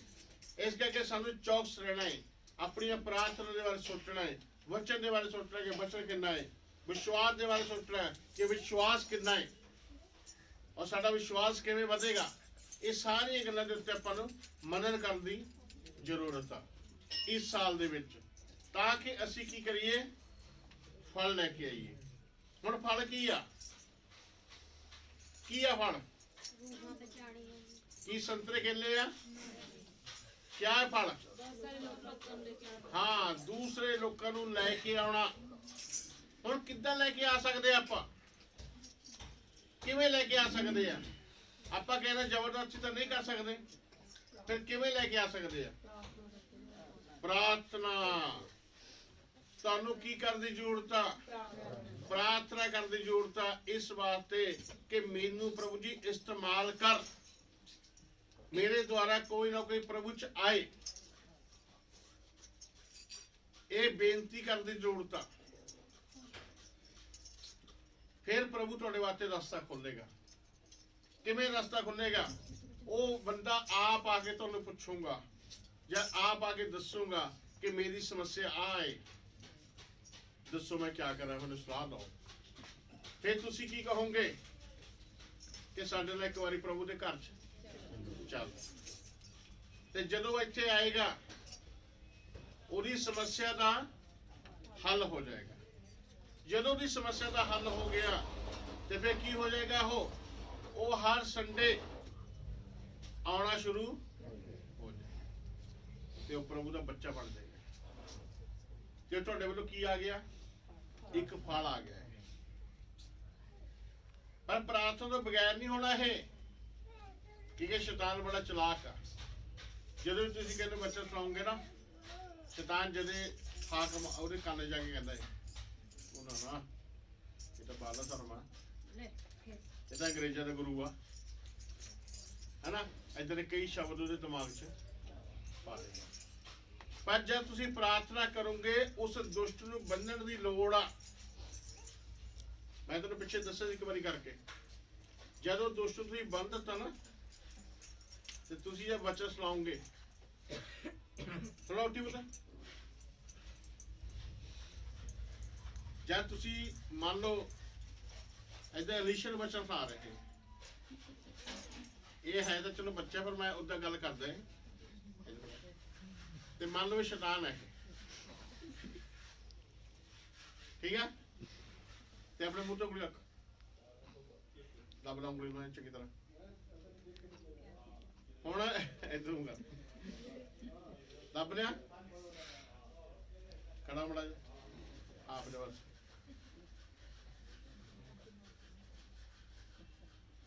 ਬਸ ਬਸ ਜਦੋਂ ਨੂੰ ਬੱਚਾ ਸੁਣਾ ਰਿਹਾ ਹੈ, ਬੋਲੀ ਤਾਂ ਉਂਗਲੀ ਰੱਖ ਕੇ ਮੂੰਹ ਤੇ ਉਂਗਲੀ ਰੱਖ ਕੇ ਬੋਲ ਜੋ ਬੋਲਣਾ ਕਰ ਕਰ। ਸੁਣਿਆ ਕੁਛ? ਹਾਲੇਲੂਇਆ, ਸਮਝ ਆਈ? ਇਹ ਸ਼ੈਤਾਨ ਕੀ ਕਰੂਗਾ? ਜਾਨੂ ਬੱਚੇ ਨੇ ਕੰਮ ਕਰ ਦਿੱਤਾ। ਹਾਲੇਲੂਇਆ। ਨਹੀਂ ਤਾਂ ਕੀ ਹੋਏਗਾ? ਜੇ ਇਹ ਬੋਲ ਗਿਆ ਤੁਹਾਡਾ ਬੱਚਾ ਸੁਣਾਇਆ ਵਿਅਰਥ ਹੋ ਜਾਣਾ। ਸ਼ੈਤਾਨ ਏਦਾਂ ਕੰਮ ਕਰਦਾ ਹੈ। ਉਹਨੂੰ ਕੀ ਕਰਨ ਦੀ ਲੋੜ ਆ? ਆਪਾਂ ਨੂੰ ਬੰਨਣ ਦੀ ਲੋੜ ਆ। ਉਹਨੂੰ ਬੰਨਣ ਦੀ ਲੋੜ ਆ। ਅਗਰ ਆਪਾਂ ਉਹਨੂੰ ਨਹੀਂ ਬੰਨਦੇ, ਉਸ ਦੁਸ਼ਟ ਨੂੰ ਨਹੀਂ ਬੰਨਦੇ, ਤਾਂ ਉਹ ਕਦੀ ਵਚਨ ਉਹਦੇ ਤੱਕ ਨਹੀਂ ਪਹੁੰਚੇਗਾ, ਬੰਦੇ ਤੱਕ। ਹੁਣ ਦੀ ਸ਼ੈਤਾਨ ਦੀ ਚਾਲ ਸਮਝ ਗਏ? ਸਮਝ ਗਏ? ਆਪਾਂ ਥੋੜਾ ਜਿਹਾ ਭੇਦ ਖੋਲਣ ਲੱਗੇ ਸੀਗੇ ਜਦੋਂ ਲੈਣ ਗਈ। ਕੀ ਉਹ ਨਹੀਂ ਚਾਹੁੰਦਾ ਸੀਗਾ ਕਿ ਇਹ ਗੱਲ ਚੰਗੀ ਤਰ੍ਹਾਂ ਰਿਕਾਰਡ ਹੋਵੇ, ਕਿਸੇ ਹੋਰ ਨੂੰ ਨਾ ਪਤਾ ਲੱਗ ਜਾਵੇ ਗੱਲ ਦਾ ਕਿ ਸ਼ੈਤਾਨ ਨੇ ਬੰਨਣਾ ਕਿਵੇਂ ਆ। ਠੀਕ ਹੈ। ਦੂਸਰਾ ਕਰੰਥੀ 4:4 ਦੇ ਵਿੱਚ ਲਿਖਿਆ ਹੋਇਆ, ਇਸ ਸੰਸਾਰ ਦੇ ਈਸ਼ਵਰ ਨੇ, ਇਸ ਸੰਸਾਰ ਦਾ ਈਸ਼ਵਰ ਵੈਸੇ ਤਾਂ ਪ੍ਰਭੂ ਆ, ਪਰ ਹੁਣ ਵੋਟਾਂ ਦੁਆਰਾ ਉਹ ਆ। ਇਹ ਕਹਿੰਦੀ ਵੋਟਾਂ ਵੱਧ ਨੇ, ਵੋਟਾਂ ਦੁਆਰਾ ਹੁਣ ਉਹ ਈਸ਼ਵਰ ਬਣਿਆ ਹੋਇਆ। 4:4 दूसरा ग्रंथी और उन अविश्वासियों के लिए, उन आए विश्वासियों के लिए जिनकी बुद्धि इस संसार के ईश्वर ने अंधी कर दी है। हाँ, किदा दी बुद्धि अंधी करी है जी? किदा दी करी है? अविश्वासियों दी, जेड़े प्रभु च हले है नहीं, उन्हां दी बुद्धि नूं शैतान ने की कर दिता? बंद कर दिता। क्यों बंद कर दिता? हाँ जी, ताकि मसीह जो परमेश्वर का प्रतिरूप है, ताकि जो मसीह जेड़ा परमेश्वर का प्रतिरूप आ, हाँ, उसके तेज में सुसमाचार का प्रकाश उन पर ना चमके। हाँ जी, उहदे सुसमाचार, जिस तरह मतलब पिछे दस्सिया सीगा कि अपने कोल की आ सुसमाचार, शुभ समाचार, खुशखबरी कहते इहनूं पंजाबी दे विच की कहते हैं? खुशखबरी। ਇਹ ਖੁਸ਼ਖਬਰੀ ਦਾ ਪ੍ਰਚਾਰ, ਇਹਦਾ ਪ੍ਰਕਾਸ਼ ਉਹਨਾਂ ਪਰ ਨਾ ਚਮਕੇ। ਅੰਨਾ ਕਰ ਦਿੱਤਾ ਬੁੱਧੀ ਨੂੰ। ਹੁਣ ਜਿਹੜਾ ਅੰਨਾ ਬੰਦਾ ਹੈ ਉਹਨੂੰ ਪਤਾ ਵੀ ਦਿਨ ਕਦੋਂ ਚੜ੍ਹਦਾ ਹੈ? ਹਾਂਜੀ, ਪਤਾ ਲੱਗਦਾ ਵੀ ਦਿਨ ਕਦੋਂ ਚੜ੍ਹਦਾ? ਨਹੀਂ। ਕਿਉਂ? ਉਹ ਅੰਨਾ ਹੈ, ਉਹਦੀ ਅੱਖਾਂ ਦੇ ਸਾਹਮਣੇ ਹਨੇਰਾ ਹੈ ਔਰ ਦਿਨ ਰਾਤ ਹਨੇਰਾ ਰਹਿੰਦਾ। ਆਪਾਂ ਨੂੰ ਕਦੋਂ ਪਤਾ ਲੱਗਦਾ ਦਿਨ ਚੜ ਗਿਆ? ਕਿ ਆਪਾਂ ਦੇਖਦੇ ਆ, ਆਪਾਂ ਨੂੰ ਚਾਨਣ ਦਿਖਦਾ ਹੈ ਤੇ ਅੰਨੇ ਨੂੰ ਨਹੀਂ ਦਿਖਦਾ। ਇसी ਪ੍ਰਕਾਰ ਉਸ ਸੰਸਾਰ ਦੇ ਈਸ਼ਵਰ ਨੇ ਕੀ ਕਰ ਦਿੱਤਾ, ਉਹਨਾਂ ਦੀ ਬੁੱਧੀ ਨੂੰ ਅੰਨਾ ਕਰ ਦਿੱਤਾ, ਬੰਦ ਕਰ ਦਿੱਤਾ ਹੈ। ਤੁਸੀਂ ਜਿੰਨਾ ਮਰਜ਼ੀ ਪ੍ਰਚਾਰ ਕਰੋ, ਉਹਨਾਂ ਉੱਤੇ ਅਸਰ ਹੀ ਨਹੀਂ ਹੋਣਾ। ਪਰ ਜਦ ਤੁਸੀਂ ਪ੍ਰਾਰਥਨਾ ਕਰੋਗੇ ਤਾਂ ਉਹ ਦੁਆਰ ਖੁੱਲ ਜਾਣਗੇ। ਹਾਲੇਲੂਇਆ। ਉਹਨਾਂ ਦੀ ਬੁੱਧੀ ਵੀ ਖੁੱਲ ਜਾਏਗੀ, ਤੁਹਾਡੇ ਰਿਸ਼ਤੇਦਾਰਾਂ ਦੇ ਦੁਆਰ ਖੁੱਲ ਜਾਣਗੇ, ਤੁਹਾਡੇ ਯਾਰ ਦੋਸਤ ਮਿੱਤਰ ਜਿਹੜੇ ਨਹੀਂ ਪ੍ਰਭੂ ਨੂੰ ਮੰਨਦੇ, ਉਹਨਾਂ ਦੀ ਬੁੱਧੀ ਖੁੱਲ ਜਾਏਗੀ। ਕਿੱਦਾਂ ਖੁੱਲੇਗੀ ਉਹ? ਪ੍ਰਾਰਥਨਾ ਦੇ ਦੁਆਰਾ। ਜਿਹੜਾ ਪ੍ਰਾਰਥਨਾ ਸ਼ਬਦ ਹੈ ਨਾ, ਉਹਦੇ ਚ ਇਹ ਦੱਸਿਆ ਗਿਆ ਕਿ ਤੁਸੀਂ ਆਪਣੇ ਵਾਸਤੇ ਨਹੀਂ ਮੰਗਣਾ ਕੁਝ ਵੀ। 32:6-8 ਨੂੰ ਯਾਦ ਰੱਖਣਾ ਹਮੇਸ਼ਾ, ਕਿ ਮੈਂ ਤੁਹਾਡੇ ਮੰਗਣ ਤੋਂ ਪਹਿਲਾਂ ਹੀ ਜਾਣਦਾ ਕਿ ਤੁਹਾਨੂੰ ਕੀ ਚਾਹੀਦਾ ਹੈ। ਤੇ ਜੇ ਪ੍ਰਭੂ ਸਾਡੇ ਮੰਗਣ ਤੋਂ ਪਹਿਲਾਂ ਜਾਣਦਾ ਹੈ ਤਾਂ ਜ਼ਰੂਰ ਦੇਗਾ ਉਹ। ਕਰੇ ਕੋਈ ਇਦਾਂ ਦਾ ਬਾਪ ਹੈਗਾ ਜਿਹੜਾ ਜਾਣਦਾ ਹੋਵੇ ਵੀ ਇਹਨਾਂ ਨੂੰ ਆਹ ਚੀਜ਼ ਦੀ ਲੋੜ ਹੈ ਤੇ ਨਾ ਦੇਵੇ? ਏਦਾਂ ਕਦੀ ਨਹੀਂ ਹੋ ਸਕਦਾ ਹੈ। ਇਸ ਕਰਕੇ ਉਹ ਸਵਰਗੀ ਪਿਤਾ ਤੁਹਾਡੀ ਜ਼ਰੂਰਤ ਨੂੰ ਜਾਣਦਾ ਹੈ, ਤੇ ਜੇ ਜਾਣਦਾ ਤਾਂ ਉਹਨੂੰ ਪੂਰਾ ਕਰੇਗਾ ਔਰ ਕਰਦਾ ਵੀ ਹੈ। ਹਾਲੇਲੂਇਆ। ਇਸ ਕਰਕੇ ਆਪਾਂ ਉਸ ਵਚਨ ਨੂੰ ਯਾਦ ਰੱਖਣਾ ਹਮੇਸ਼ਾ। ਸਾਨੂੰ ਮੰਗਣ ਦੀ ਲੋੜ ਨਹੀਂ। ਫਿਰ ਕੀ ਮੰਗਣ ਦੀ ਲੋੜ ਆ? ਕਿਆ ਪ੍ਰਾਰਥਨਾ ਕਰਨ ਦੀ ਲੋੜ ਆ? ਹਾਂਜੀ, ਜੇ ਅਸੀਂ ਆਪਣੇ ਵਾਸਤੇ ਕੁਝ ਮੰਗਣਾ ਨਹੀਂ, ਫਿਰ ਕਿਆ ਲੋੜ ਆ ਪ੍ਰਾਰਥਨਾ ਕਰਨ ਦੀ? ਦੂਜਿਆਂ ਵਾਸਤੇ ਪ੍ਰਾਰਥਨਾ ਕਰਨੀ ਆ ਤਾਂ ਕਿ ਉਹ ਬਚਾਏ। यही प्रभु की दिली इच्छा है। इसी वास्ते प्रभु यीशु मसीह क्रूस ते लटक गए ताकि बहुत सारे लोग बचाए जान। अज आनंदपुर में दस सवेरे मीटिंग च 16,000 भाषा दे विच बाइबल छपी है। 16,000 भाषा च कोई दुनिया का ग्रंथ इन्नी भाषा दे विच नहीं हैगा। अंग्रेजी विच आ, पंजाबी दे विच आ, हिंदी दे विच आ, ठीक है जी, ते उर्दू च होगा, अरबी च होगा, या होर एक दो भाषा होर होगी बस। पर यह बाइबल ग्रंथ 16,000 भाषा का, ਇਹਦਾ मतलब 16,000 जातियां ने संसार दे विच, पूरी दुनिया च। हो सकती है कि 250-300 का मुल्क है संसार दे, ते फिर उन्हां च जातियां होणीਆਂ अलग अलग। हुण जिस तरह इत्थे आ अपना हिंदुस्तान, हुण केरला की भाषा अलग आ, तामिल की अलग आ, कन्नड़ अलग आ, तेलुगु अलग आ, उड़िया अलग आ, ये सारिया भाषा अलग अलग ने, ठीक है। तो इन्हां च भी बाइबल छपी हुई है। गुजराती च बाइबल आ, उर्दू च बाइबल आ, जिहड़ी भी मर्जी भाषा दे विच आ। ये पता क्यों होया, क्यों करया प्रभु ने इंतजाम, कि जब एंड समा आएगा ना, जो न्याय दा गल होएगी, जब उन्होंने पूछा जाएगा भी हाँ भाई ਉਹਦਾ ਨਿਆਂ ਕੀਤਾ ਜਾਏਗਾ, ਤਾਂ ਉਸ ਸਮੇਂ ਕੋਈ ਇਹ ਨਹੀਂ ਕਹਿ ਸਕਦਾ ਵੀ ਪ੍ਰਭੂ ਜੀ ਮੈਨੂੰ ਤਾਂ ਆਹ ਭਾਸ਼ਾ ਆਉਂਦੀ ਸੀਗੀ ਤੇ ਆਹ ਭਾਸ਼ਾ 'ਚ ਤੁਹਾਡਾ ਵਚਨ ਮੈਨੂੰ ਮਿਲਿਆ ਨਹੀਂ, ਇਸ ਕਰਕੇ ਮੈਂ ਤੁਹਾਡੇ ਬਾਰੇ ਜਾਣ ਨਹੀਂ ਸਕਿਆ, ਮੈਂ ਤੁਹਾਡੇ ਤੇ ਵਿਸ਼ਵਾਸ ਨਹੀਂ ਕਰ ਸਕਿਆ। ਤਾਂ ਪ੍ਰਭੂ ਨੂੰ ਉਸ ਸਮੇਂ ਬੋਲਣ ਦਾ ਮੌਕਾ ਨਹੀਂ ਮਿਲਦਾ। ਪ੍ਰਭੂ ਨੇ ਕਹਿਣਾ ਹੈ ਅੱਛਾ ਇਹ ਠੀਕ ਹੈ, ਜਦ ਇਹ ਵਚਨ ਹੀ ਨਹੀਂ ਮਿਲਿਆ ਇਹਨੂੰ। ਹੁਣ ਪ੍ਰਭੂ ਨੇ 16,000 ਭਾਸ਼ਾ ਦੇ ਵਿੱਚ ਕਿਉਂ ਛਪਾਤੀ ਬਾਈਬਲ? हाँ, ताकि हर एक बंदा जान लवे। कोई धरती का कोना कोना दे विच जाति जिहड़ी भी रहिंदी है, जिहड़ी भी भाषा बोलदे ने, ਉਹ उस भाषा दे विच उन्हां नूं इह बाइबल ग्रंथ मिलदा है। हालेलुया। हुण ਉਹ बाइबल ग्रंथ क्यों मिलदा है? ताकि ਉਹ भी जान लवे भी यीशु मसीह कौन आ और ते विश्वास करे, और विश्वास करे ਉਹਦੇ ਰਾਜ ਵਿੱਚ ਆ ਜਾਵੇ। इस करके प्रभु ने काम किया है ताकि कल मैनू वो ये ना कह सका कि जी इस जानते नहीं सीगे, अपनी भाषा साड़ी भाषा कोई मेरी नहीं पता। ये मौका नहीं देना प्रभु ने। इसका मतलब की है?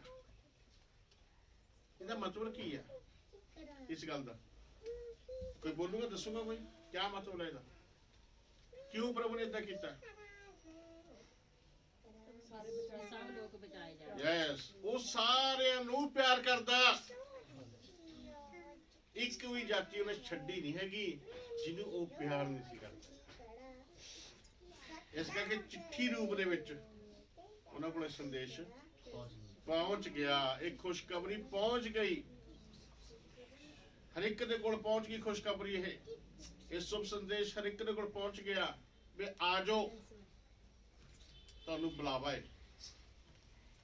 ਤੁਹਾਨੂੰ ਬੁਲਾਇਆ ਗਿਆ ਹੈ, ਆ ਜਾਓ।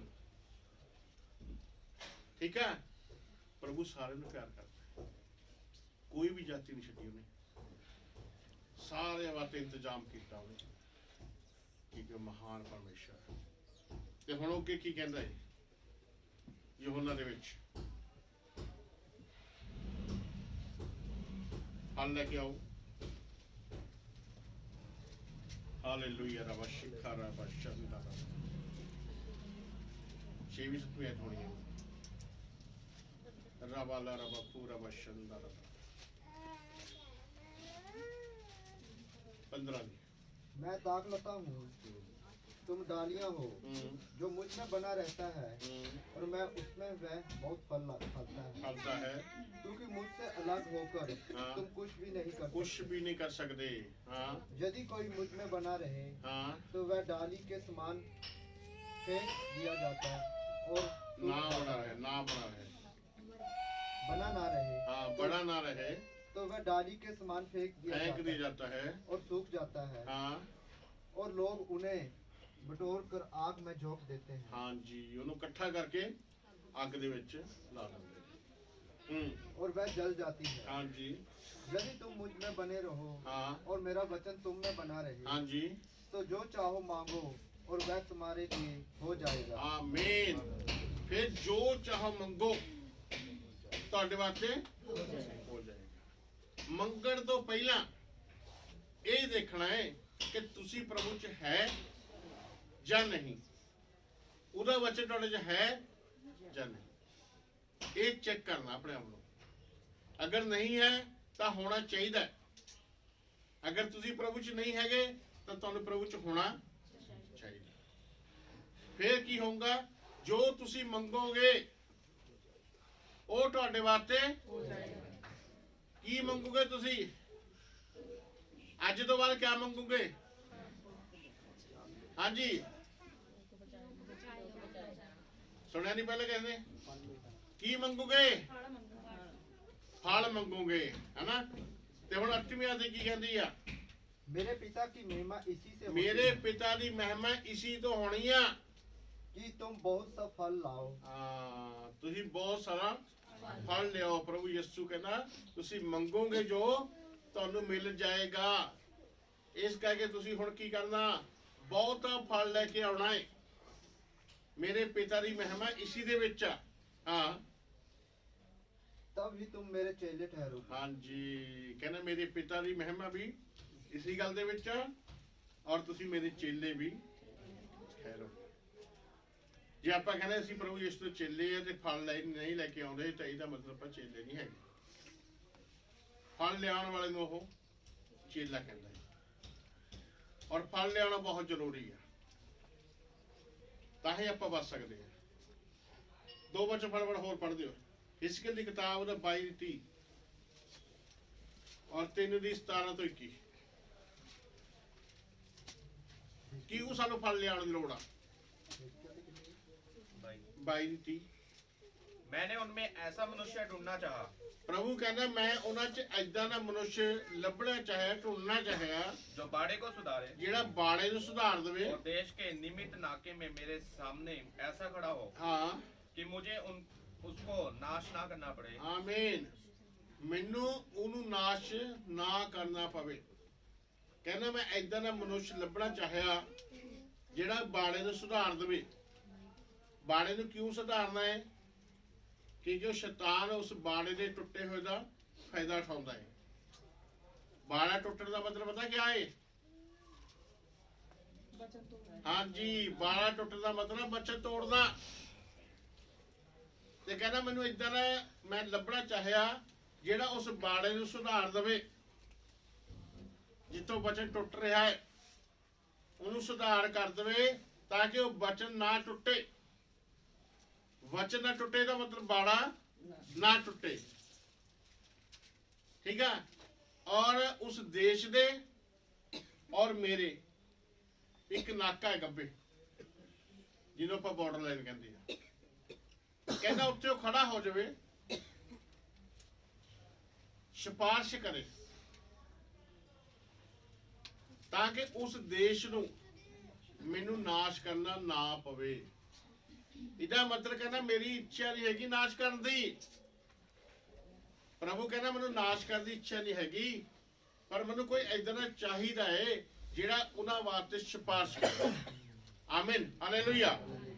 ਇਸ ਕਰਕੇ ਆਪਣੇ ਰਿਸ਼ਤੇਦਾਰਾਂ ਦੀ ਲਿਸਟ ਬਣਾਓ, ਆਪਣੇ ਸੱਜਣ ਮਿੱਤਰ ਦੋਸਤ ਜਿੰਨੇ ਵੀ ਹੈਗੇ ਉਹਨਾਂ ਦੀ ਲਿਸਟ ਬਣਾਓ ਤੇ ਉਹਨਾਂ ਵਾਸਤੇ ਲਗਾਤਾਰ ਪ੍ਰਾਰਥਨਾ ਕਰੋ।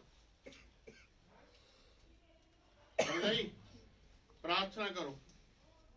ਕਈ ਏਦਾਂ ਦੇ ਸੰਸਥਾ ਜਿਵੇਂ MBA ਆ, ਨੇਚਰ ਆ, ਹੋਰ ਕਈ ਸੰਸਥਾ ਸੀਗੀਆਂ ਜਿਹਨਾਂ ਅਸੀਂ ਜੁਆਇਨ ਕਰ ਲਈ ਸੀ ਇੱਕ ਵਾਰੀ। ਉਹਨਾਂ ਸਮਾਨ ਸਮੂਨ ਵਧੀਆ ਮਿਲਦਾ ਸੀਗਾ ਖਾਣ ਪੀਣ ਨੂੰ। ਤੇ ਉਹ ਕੀ ਕਹਿੰਦੇ ਵੀ ਜਦੋਂ ਤੁਸੀਂ ਨਾ ਇਕੱਲੇ ਬੈਠੇ ਹੋ, ਕਹਿੰਦੇ ਇੱਕ ਲਿਸਟ ਬਣਾਓ ਵੀ ਕਿਹਦੇ ਕਿਹਦੇ ਕੋਲ ਤੁਸੀਂ ਜਾ ਸਕਦੇ ਇਹ ਪ੍ਰੋਡਕਟ ਦੇ ਦੱਸਣ ਦੇ ਬਾਰੇ ਚ ਲਿਸਟ ਬਣਾ ਲਓ। ਕਹਿੰਦਾ ਜਦੋਂ ਇਹ ਲਿਸਟ ਬਣਾਉਂਦੇ ਸੀਗੇ ਬੰਦੇ ਤਾਂ ਉਹਦੇ ਪਰ ਵਿਚਾਰ ਕਰਦੇ ਸੀਗੇ, ਫਿਰ ਇੱਕ ਕਾਰਨ ਲੱਭਦੇ ਸੀਗੇ, ਚਾਹੇ ਉਹਨੂੰ ਚਾਹ ਤੇ ਆਪਣੇ ਕੋਲ ਬੁਲਾਉਂਦੇ ਸੀਗੇ ਜਾਂ ਚਾਹ ਪੀਣ ਉਹਦੇ ਘਰੇ ਚੱਲ ਜਾਂਦੇ ਸੀ, ਠੀਕ ਹੈ ਜੀ। ਫਿਰ ਉਹ ਪ੍ਰੋਡਕਟ ਦੇ ਬਾਰੇ ਉਹਦੇ ਨਾਲ ਗੱਲਬਾਤ ਕਰਦੇ ਸੀਗੇ, ਉਹ ਬੰਦੇ ਦੀ ਜੁਆਇਨਿੰਗ ਕਰਾਉਂਦੇ ਸੀਗੇ। ਤੇ ਜਦੋਂ ਮੈਂ ਸਾਰੀ ਗੱਲਾਂ ਦੇਖਿਆ ਤੇ ਮੈਂ ਵੀ ਆਪਾਂ ਪ੍ਰਭੂ ਦੇ ਬਚਨ ਦੇ ਅਨੁਸਾਰ ਇਦਾਂ ਕਿਉਂ ਨਹੀਂ ਕਰ ਸਕਦੇ। ਉਹਨਾਂ ਦੀ ਲਿਸਟ ਬਣਾਓ ਜਿਹੜੇ ਪ੍ਰਭੂ ਚ ਨਹੀਂ ਹੈਗੇ, ਜਿਹੜੇ ਤੁਹਾਡਾ ਵਿਰੋਧ ਕਰਦੇ ਆ, ਤੁਹਾਨੂੰ ਕੁਝ ਬੜਾ ਭਲਾ ਭਲਾ ਬੋਲਦੇ ਆ, ਜੋ ਵੀ ਬੋਲਦੇ ਆ, ਉਹਨਾਂ ਦੀ ਵੀ ਇੱਕ ਲਿਸਟ ਬਣਾ ਲਓ। ਸਮਝ ਆਈ? ਇਕੱਲੇ ਬੈਠ ਕੇ ਸੋਚੋ ਵੀ ਕਿਹੜਾ ਰਿਸ਼ਤੇਦਾਰ ਆ, ਕਿਹੜਾ ਸੱਜਣ ਮਿੱਤਰ ਆ, ਕਿਹੜਾ ਯਾਰ ਦੋਸਤ ਤੁਹਾਡਾ ਜਿਹੜਾ ਪ੍ਰਭੂ ਚ ਨਹੀਂ ਹੈਗਾ, ਉਹ ਹੋਣਾ ਚਾਹੀਦਾ। ਔਰ ਮੈਂ ਤਾਂ ਜਿੰਨਿਆਂ ਵਾਸਤੇ ਪ੍ਰਾਰਥਨਾ ਕੀਤੀ ਨਾ, ਅੱਜ ਉਹ ਪਾਦਰੀ ਹੋ ਆ ਸਾਰੇ, ਜਿਵੇਂ ਤੁਹਾਨੂੰ ਦੱਸੇ ਬਲਾਚੌਰ ਵਾਲਾ, ਭਾਈ ਰਾਣਾ, ਅਸੀਂ ਇਕੱਠੇ ਬੜੇ ਪੁੱਠੇ ਸਿੱਧੇ ਕੰਮ ਕੀਤੇ ਆ। ਤੇ ਮੈਂ 92 ਚ ਆ ਗਿਆ ਪ੍ਰਭੂ ਦੇ ਵਿੱਚ, 90 ਚ ਆ ਗਿਆ ਤੇ ਉਸ 93 ਚ ਆ ਗਿਆ। ਯਾਨੀ ਕਿ 7-8 ਸਾਲ ਮੈਨੂੰ ਲਗਾਤਾਰ ਪ੍ਰਾਰਥਨਾ ਕਰਨੀ ਪਈ, ਕਿਉਂਕਿ ਉਹ ਵੀ ਥੋੜਾ ਜਿਹਾ ਗਲਤ ਗਿਆ ਉਹਦੇ ਵਿੱਚ, ਸੰਗਤੀ ਵਿੱਚ ਸੀਗਾ, ਬਹੁਤ ਸਾਰੇ ਉਹਨੂੰ ਗਿਆਨ ਸੀਗਾ ਇੱਧਰ ਉੱਧਰ ਕਿਤਾਬਾਂ ਦੇ, ਇਸ ਕਰਕੇ ਛੇਤੀ ਦੇ ਕੇ ਅਸਰ ਨਹੀਂ ਕਰਦਾ ਸੀਗਾ, ਵਿਸ਼ਵਾਸ ਨਹੀਂ ਕਰਦਾ ਸੀਗਾ। ਲੇਕਿਨ ਜਦੋਂ ਮੈਂ ਪ੍ਰਾਰਥਨਾ ਕਰਦਾ ਰਿਹਾ ਇੱਕ ਸਮਾਂ ਆ ਗਿਆ ਕਿ ਆਪਣੇ ਆਪ ਮੇਰੇ ਕੋਲ ਚੱਲ ਕੇ ਆਇਆ।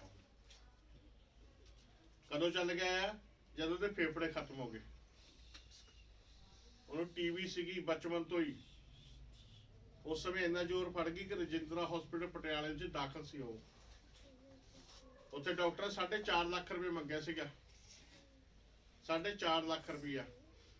ਐਤਕੀ ਜਦ ਉਹਨੇ ਵੱਡੀ ਮੀਟਿੰਗ ਕਰਾਈ ਨਾ ਤਾਂ ਬੱਬੂ ਹੁਣੀ ਸਾਰੇ ਗਏ ਸੀ ਤੇ ਉਹਨੇ ਗਵਾਹੀ ਵੀ ਦੱਸੀ ਸਟੇਜ ਦੇ ਉੱਤੋਂ ਕਿ ਮੈਂ ਕਿੱਦਾਂ ਬਦਲਿਆ, ਕਿਹਦੀ ਪ੍ਰਾਰਥਨਾ ਨਾਲ ਮੈਂ ਪ੍ਰਭੂ ਚ ਆਇਆ। ਹਾਲੇਲੂਇਆ।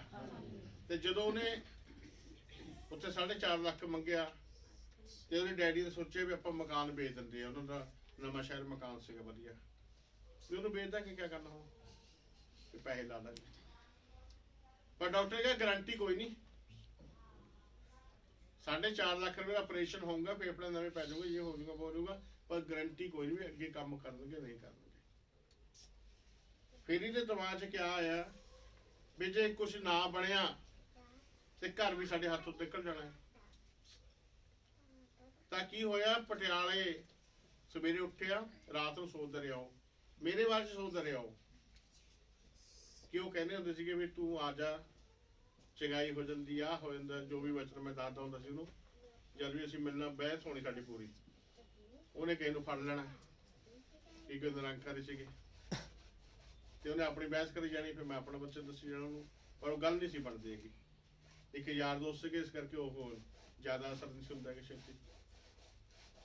ਚਲੋ ਫਿਰ ਜਦੋਂ ਉਹ ਏਦਾਂ ਦੀ ਪੋਜੀਸ਼ਨ ਵਿੱਚ ਆ ਗਿਆ, ਮਤਲਬ ਜਦੋਂ ਮੈਂ ਪ੍ਰਾਰਥਨਾ ਕਰਦਾ ਰਿਹਾ ਉਹਦੇ ਵਾਸਤੇ, ਤਾਂ ਪ੍ਰਭੂ ਨੇ ਇੱਕ ਰਸਤਾ ਖੋਲਿਆ, ਇੱਕ ਕਾਰਨ ਬਣਾਇਆ। ਠੀਕ ਹੈ ਜੀ, ਕਾਰਨ ਬਣਾਤਾ। ਰਾਤ ਬਾਅਦ ਸੋਚਦਾ ਰਿਹਾ ਤੇ ਉਹਨੇ ਕਿਹਾ ਚੱਲ ਹੁਣ ਮੈਂ ਸਵੇਰੇ ਜਾਵਾਂਗਾ। ਉਹ ਉੱਥੋਂ ਚੱਲਿਆ ਬਿਨਾਂ ਦੱਸੇ ਤੋਂ, ਡਾਕਟਰ ਨੂੰ ਨਹੀਂ ਦੱਸਿਆ ਉਹਨੇ ਤੇ ਕਿਸੇ ਆਪਣੇ ਪਰਿਵਾਰ ਦੇ ਮੈਂਬਰ ਨੂੰ ਦੱਸਿਆ ਵੀ ਕਿੱਥੇ ਜਾ ਰਿਹਾ ਮੈਂ। ਸਵੇਰੇ ਬੱਸ ਬੈਠੇ ਸਿੱਧਾ ਉਹ ਤੇ ਮੇਰੇ ਕੋਲ ਪਹੁੰਚ ਗਿਆ।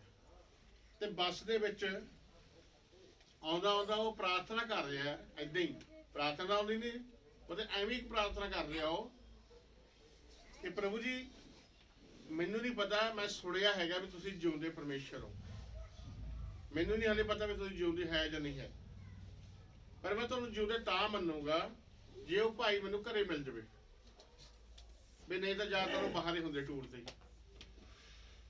ਇਹ ਪ੍ਰਾਰਥਨਾ ਕਰਦਾ ਆ ਗਿਆ ਉਹ, ਕਿਉਂਕਿ ਉਸ ਸਮੇਂ ਮੋਬਾਈਲ ਤਾਂ ਹੁੰਦੇ ਨਹੀਂ ਸੀਗੇ, ਮੋਬਾਈਲ ਤਾਂ 2000 ਤੋਂ ਬਾਅਦ ਹੀ ਆਏ ਆ ਤੇ ਕੰਟੈਕਟ ਇਦਾਂ ਦਾ ਹੈ ਨਹੀਂ ਸੀਗਾ ਸਾਡਾ ਇੱਕ ਦੂਜੇ ਨਾਲ। ਤੇ ਉਹ ਕਾਫੀ ਸਾਲ ਤੋਂ ਉਰੇ ਤੋਂ ਰੋਪੜ ਤੋਂ ਸ਼ਿਫਟ ਕਰ ਗਏ ਸੀ ਨਵਾਂ ਸ਼ਹਿਰ, ਠੀਕ ਹੈ ਜੀ। ਤਾਂ ਏਦਾਂ ਮਤਲਬ ਪ੍ਰਾਰਥਨਾ ਕਰਦਾ ਆ ਗਿਆ ਦਿਲ ਦੇ ਵਿੱਚ। ਤੇ ਜਦੋਂ ਰੋਪੜ ਉਤਰਿਆ ਅੱਡੇ ਤੇ ਮੈਂ ਅੱਡੇ ਤੇ ਖੜਾ ਸੀ ਕਿਸੇ ਇੱਕ ਬੰਦੇ ਨੂੰ ਲੈਣ ਵਾਸਤੇ। ਜਦੋਂ ਉਤਰਿਆ ਸਾਹਮਣੇ ਮੈਨੂੰ ਉਹ ਟੱਕਰੇ ਹੋ ਗਏ। ਮੰਨ ਲਿਆ ਉਹਨੇ, ਕੀ ਮੰਨ ਲਿਆ ਕਿ ਪ੍ਰਭੂ ਜਿਉਂਦਾ ਹੈ। ਹਾਲੇਲੂਇਆ। ਮੇਰੇ ਕੋਲ ਜਦੋਂ ਆਇਆ ਸੁੱਕਿਆ ਹੋਇਆ, ਬਿਲਕੁਲ ਹੀ ਤੁਰਨਾ ਵੀ ਮੁਸ਼ਕਲ ਸੀਗਾ, ਰੋੜਨ ਵਾਲੀ ਕੰਮ ਸੀ ਉਹਦਾ, ਤੇ ਮਿਲੇ, ਕਹਿੰਦਾ ਸ਼ੁਕਰ ਹੈ ਤੁਸੀਂ ਕਹਿੰਦਾ ਘਰੇ ਮਿਲ ਗਿਆ। ਮੈਂ ਕੀ ਹੋ ਗਿਆ, ਬੜਾ ਕਮਜ਼ੋਰ ਹੋ ਗਿਆ, ਬਸ ਉਹਨੂੰ ਦੱਸਿਆ ਸਾਰੀ ਰੋਣ ਲੱਗ ਗਿਆ। ਮੈਂ ਆ ਘਰ ਨੂੰ ਚੱਲ ਜਦ ਮੈਨੂੰ ਘਰੇ ਲੈ ਕੇ ਆਇਆ ਨਾ ਰੋਇਆ, ਤੇ ਮੈਂ ਵਿਸ਼ਵਾਸ ਨਹੀਂ ਕੀਤਾ ਇਸ ਗੱਲ ਤੇ। ਮੈਂ ਏਦਾਂ ਮਿਲਾ ਕਰ ਕਹਿੰਦਾ ਮੈਂ ਪ੍ਰਭੂ ਨੂੰ ਕਹਿ ਕਰ ਮੇਰੀ ਆਹ ਕੰਡੀਸ਼ਨ ਹੈ, ਮੈਂ ਕਹਿੰਦਾ ਹੁਣ ਕਰ ਸਕਦਾ ਪ੍ਰਭੂ ਕੁਛ, ਮੈਂ ਬਿਲਕੁਲ ਕਰ ਸਕਦਾ। ਮੈਂ ਉਹਦੇ ਵਾਸਤੇ ਪ੍ਰਾਰਥਨਾ ਕਰ ਅੱਜ ਤੋਂ ਜ਼ਿਆਦਾ ਉਸੇ ਸੇ ਫਰਕ ਪੈ ਤੇ ਉਸ ਤੋਂ 5-6 ਦਿਨ ਉਹਦੇ 3-4 ਦਿਨ ਗਿਆ ਉਹਦੇ ਮੈਨੂੰ। ਤੇ ਇੱਧਰ ਉੱਧਰ ਮੀਟਿੰਗਾਂ ਸੀਗੀਆਂ, ਬੱਚਾ ਸੁਣਦਾ ਰਿਹਾ, ਮੇਰੇ ਨਾਲ ਜਾਂਦਾ ਰਿਹਾ। ਤੇ ਜਦੋਂ ਬੱਚਾ ਸੁਣਦਾ ਰਿਹਾ ਤੇ ਇੱਕ ਦਿਨ ਉਹਨਾਂ ਨੂੰ ਨਾ ਉਹਦੇ ਘਰਦਿਆਂ ਨੂੰ ਮੇਰਾ ਨੰਬਰ ਮਿਲ ਗਿਆ, ਘਰ ਵਾਲਾ ਫੋਨ ਲੱਗਿਆ ਸੀ ਮੈਨੂੰ, ਤੇ ਉਹਦਾ ਫੋਨ ਕੀਤਾ, ਤੇਰੇ ਬਾਰੇ ਪੁੱਛਿਆ ਵੀ ਤੁਹਾਡੇ ਕੋਲ ਹੋ? ਮੈਂ ਹਾਂ। ਕਹਿੰਦੇ ਚਲੋ ਫਿਰ, ਕਹਿੰਦੇ ਕੋਈ ਗੱਲ ਨਹੀਂ, ਅਸੀਂ ਕਿਹੜੀ ਚਿੰਤਾ ਵਿੱਚ ਸੀਗੇ, ਪਤਾ ਕਿ ਉਹ ਕੋਈ ਉਨੀ ਨਿੱਕੀ ਗੱਲ ਨਾ ਕਰਦੀ ਹੋਵੇ ਨੇ, ਤੇ ਜਦ ਕੰਡੀਸ਼ਨ ਖਰਾਬ ਆ ਤੇ ਕਿਤੇ ਉਹ ਨਾ ਹੋਵੇ। ਹਾਲੇਲੂਇਆ। ਉਸ ਤੋਂ ਬਾਅਦ ਉਹਨੇ ਜਦੋਂ ਕਹਿੰਦੇ ਕੋਈ ਗੱਲ ਰੱਖ ਲਓ ਤੁਸੀਂ, ਚਲੋ 2-4 ਦਿਨ ਮੇਰੇ ਕੋਲ ਰਿਹਾ, ਠੀਕ ਹੋ ਗਿਆ। ਫਿਰ ਉਹਨੇ ਆਪਣੇ ਘਰ ਦੇ ਚਲੋ ਫੋਨ ਕੀਤਾ ਤੇ ਤੁਸੀਂ ਅਗਰ ਆਉਣਾ ਚਾਹੁੰਦੇ ਤਾਂ ਆ ਜਾਓ। ਫਿਰ ਉਹਦੇ ਘਰ ਦੇ ਤੋਂ ਲੈ ਕੇ ਗਏ। ਜਦੋਂ ਲੈ ਕੇ ਗਏ ਉਹ ਤਾਂ ਸਿਆਲ ਸੀਗਾ, ਉਸ ਨੂੰ ਠੰਡ ਸੀਗੀ। ਤੇ ਆਪਣੇ ਘਰੇ ਜਦੋਂ ਪਿਆ ਸੀ ਨਾ ਤਾਂ ਮੈਂ ਪ੍ਰਾਰਥਨਾ ਉਹਦੇ ਬਾਅਦ ਲਗਾਤਾਰ ਕਰ ਰਿਹਾ ਸੀਗਾ। 4-5 ਦਿਨ ਬਾਅਦ ਕਿਆ ਹੋਇਆ ਕਿ ਏਦਾਂ ਲੈਂਟਰ ਦਾ ਪਾਇਆ ਸੀ ਉਹਨਾਂ ਨੇ, ਉਹਨੂੰ ਇਹ ਲੱਗਿਆ ਵੀ ਲੈਂਟਰ ਨਹੀਂ ਹੈਗਾ, ਨੀਚੇ ਰੱਖ ਦੋ, ਨੀਚੇ ਰੱਖ ਦੋ।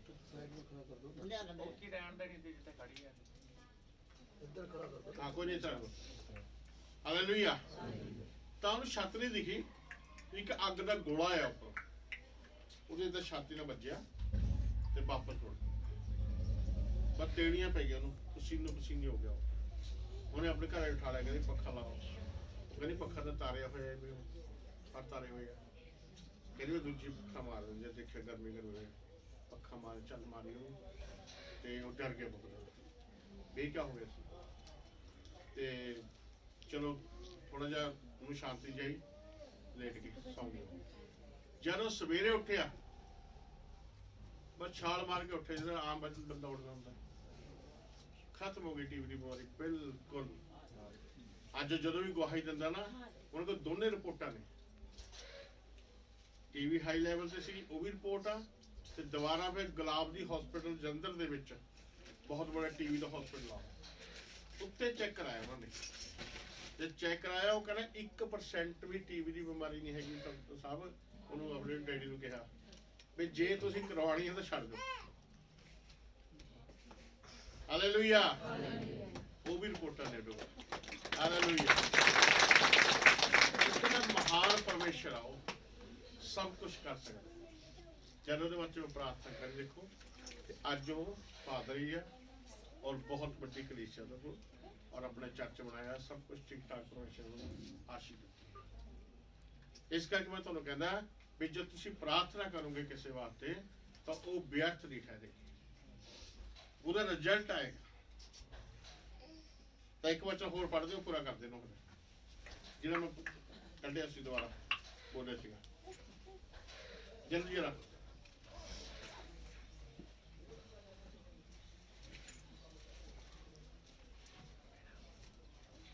फटाफट पढ़ दो यार, क्या गल इश्केल 3:17 तो 21 जल्दी, शाबाश।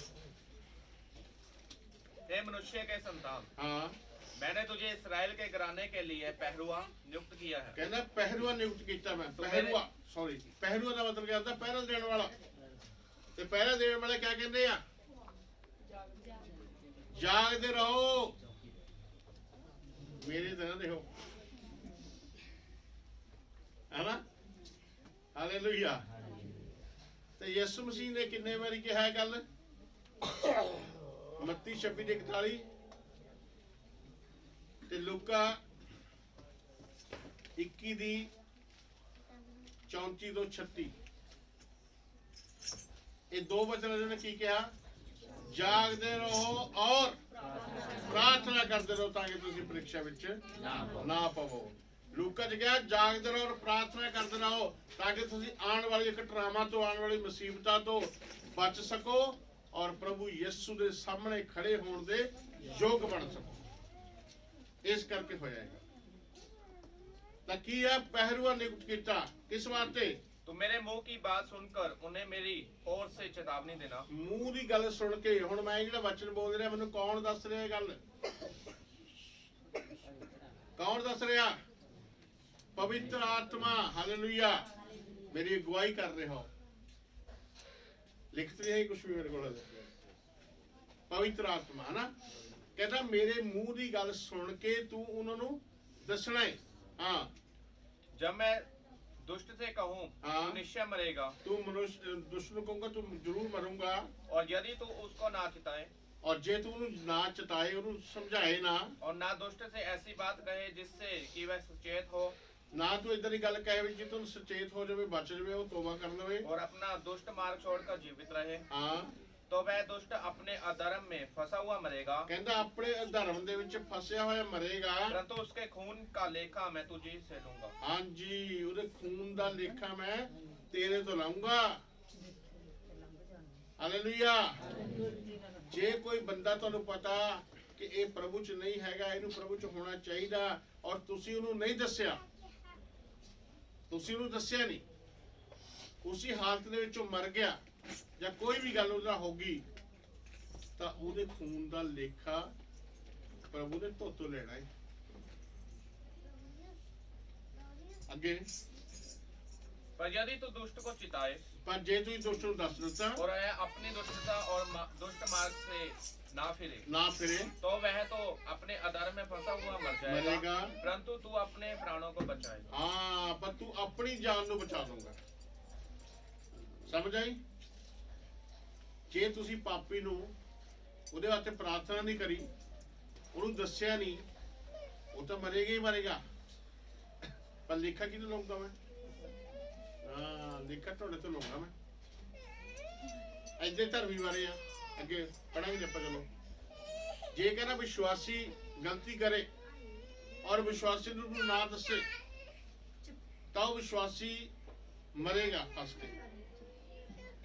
ਅਤੇ ਉਹਦਾ ਲੇਖਾ ਮੈਂ ਤੇ ਤੋਂ ਲਵਾਂਗਾ। ਪਰ ਜੇ ਤੁਸੀਂ ਵਿਸ਼ਵਾਸੀ ਨੂੰ ਦੱਸ ਦਿੱਤਾ ਔਰ ਵਿਸ਼ਵਾਸੀ ਬਚ ਗਿਆ ਔਰ ਆਪਣਾ ਉਹਨੇ ਉਹ ਰਸਤਾ ਛੱਡ ਦਿੱਤਾ, ਫਿਰ ਤੋਂ ਪ੍ਰਭੂ ਦੇ ਵਿੱਚ ਆ ਗਿਆ, ਤੌਬਾ ਕਰ ਦਿੱਤੀ ਆ, ਤਾਂ ਉਹ ਬਚ ਜਾਏਗਾ ਔਰ ਨਾਲ ਤੂੰ ਵੀ ਆਪਣੇ ਪ੍ਰਾਣ ਨੂੰ ਬਚਾ, ਤੂੰ ਵੀ ਬਚ ਜਾਏਗਾ। ਸਮਝ ਆਈ ਕਿੰਨਾ ਜ਼ਰੂਰੀ ਹੈ ਪ੍ਰਚਾਰ ਕਰਨਾ, ਕਿੰਨੀ ਜ਼ਰੂਰੀ ਹੈ ਪ੍ਰਾਰਥਨਾ ਕਰਨੀ ਉਹਨਾਂ ਵਾਸਤੇ। नहीं तो वो तो अपनी जान तो जाएंगे पर हिसाब किताब तो देना। ठीक है। ਠੀਕ ਹੈ। ਹਿਜ਼ਕੀਲ 33 ਦੀ 11 ਚ ਵੀ ਲਿਖਿਆ ਹੈ, ਬੱਚੇ ਪੜਾਂਗੇ ਨੇ ਆਪਾਂ, ਉੱਥੇ ਲਿਖਿਆ ਮੈਂ ਪਾਪੀ ਦੀ ਮੌਤ ਵਿੱਚ ਕਦੀ ਖੁਸ਼ੀ ਨਹੀਂ ਮਨਾਉਂਦਾ। ਪ੍ਰਭੂ ਕਹਿੰਦਾ ਮੈਂ ਪਾਪੀ ਦੀ ਮੌਤ ਵਿੱਚ ਖੁਸ਼ੀ ਨਹੀਂ ਮਨਾਉਂਦਾ। ਪਾਪੀ ਤੋਬਾ ਕਰੇ, ਪਛਤਾਪ ਕਰੇ, ਮੇਰੇ ਰਾਤ ਚ ਆ ਜਾਵੇ, ਇਸ ਤੋਂ ਮੈਨੂੰ ਖੁਸ਼ੀ ਹੁੰਦੀ ਹੈ। ਹਾਲੇਲੂਇਆ। ਤਾਂ ਕਿ ਪ੍ਰਭੂ ਉਹਨਾਂ ਨੂੰ ਆਪਣੇ ਬੱਚੇ ਬਣਾ ਦੇਵੇ। ਪ੍ਰਭੂ ਸਾਨੂੰ ਇਸ ਬਚਨ ਤੇ ਸਾਰੀ ਗੱਲ ਤੇ ਆਸ਼ੀष ਦੇਈਏ। ਆइए प्रार्थना करें। हालेलुया। पिता परमेश्वर तुहाडा शुक्र, तुहाडा धन्नवाद करदे बाप इस समय वास्ते जिंदे परमेश्वर जी इस समय तुसीं बख्शिया, तुहाडा शुक्र करदे अज दे तुहाडे पवित्र और सामर्थी वचन वास्ते तुहाडा शुक्र, तुहाडा धन्नवाद करदे प्रभु। जिन्ने आए ने प्रभु जी इन्हां वास्ते तुहाडा धन्नवाद, तुहाडा शुक्र करदे प्रभु जी। तू अपने बच्चे नूं आशीष दे, इन्हां दी सारियां जरूरतां नूं तुसीं पूरा करो पिता। और जिन्हें भी लोग तेरे वचन सुने प्रभु जी, या तेरे आने वाले समय तेरे वचन सुन प्रभु, उन्होंने सब दे उत्ते तुहाडी आशीष होवे, उन्होंने परिवारां उत्ते, उन्होंने बच्चों उत्ते तुहाडी आशीष, तुहाडी बरकत हो। धन्नवाद दे द्वारा बेनती प्रार्थना सर्वशक्तिमान प्रभु यीशु मसीह दा नाम लेके मंगदे हां, आमीन।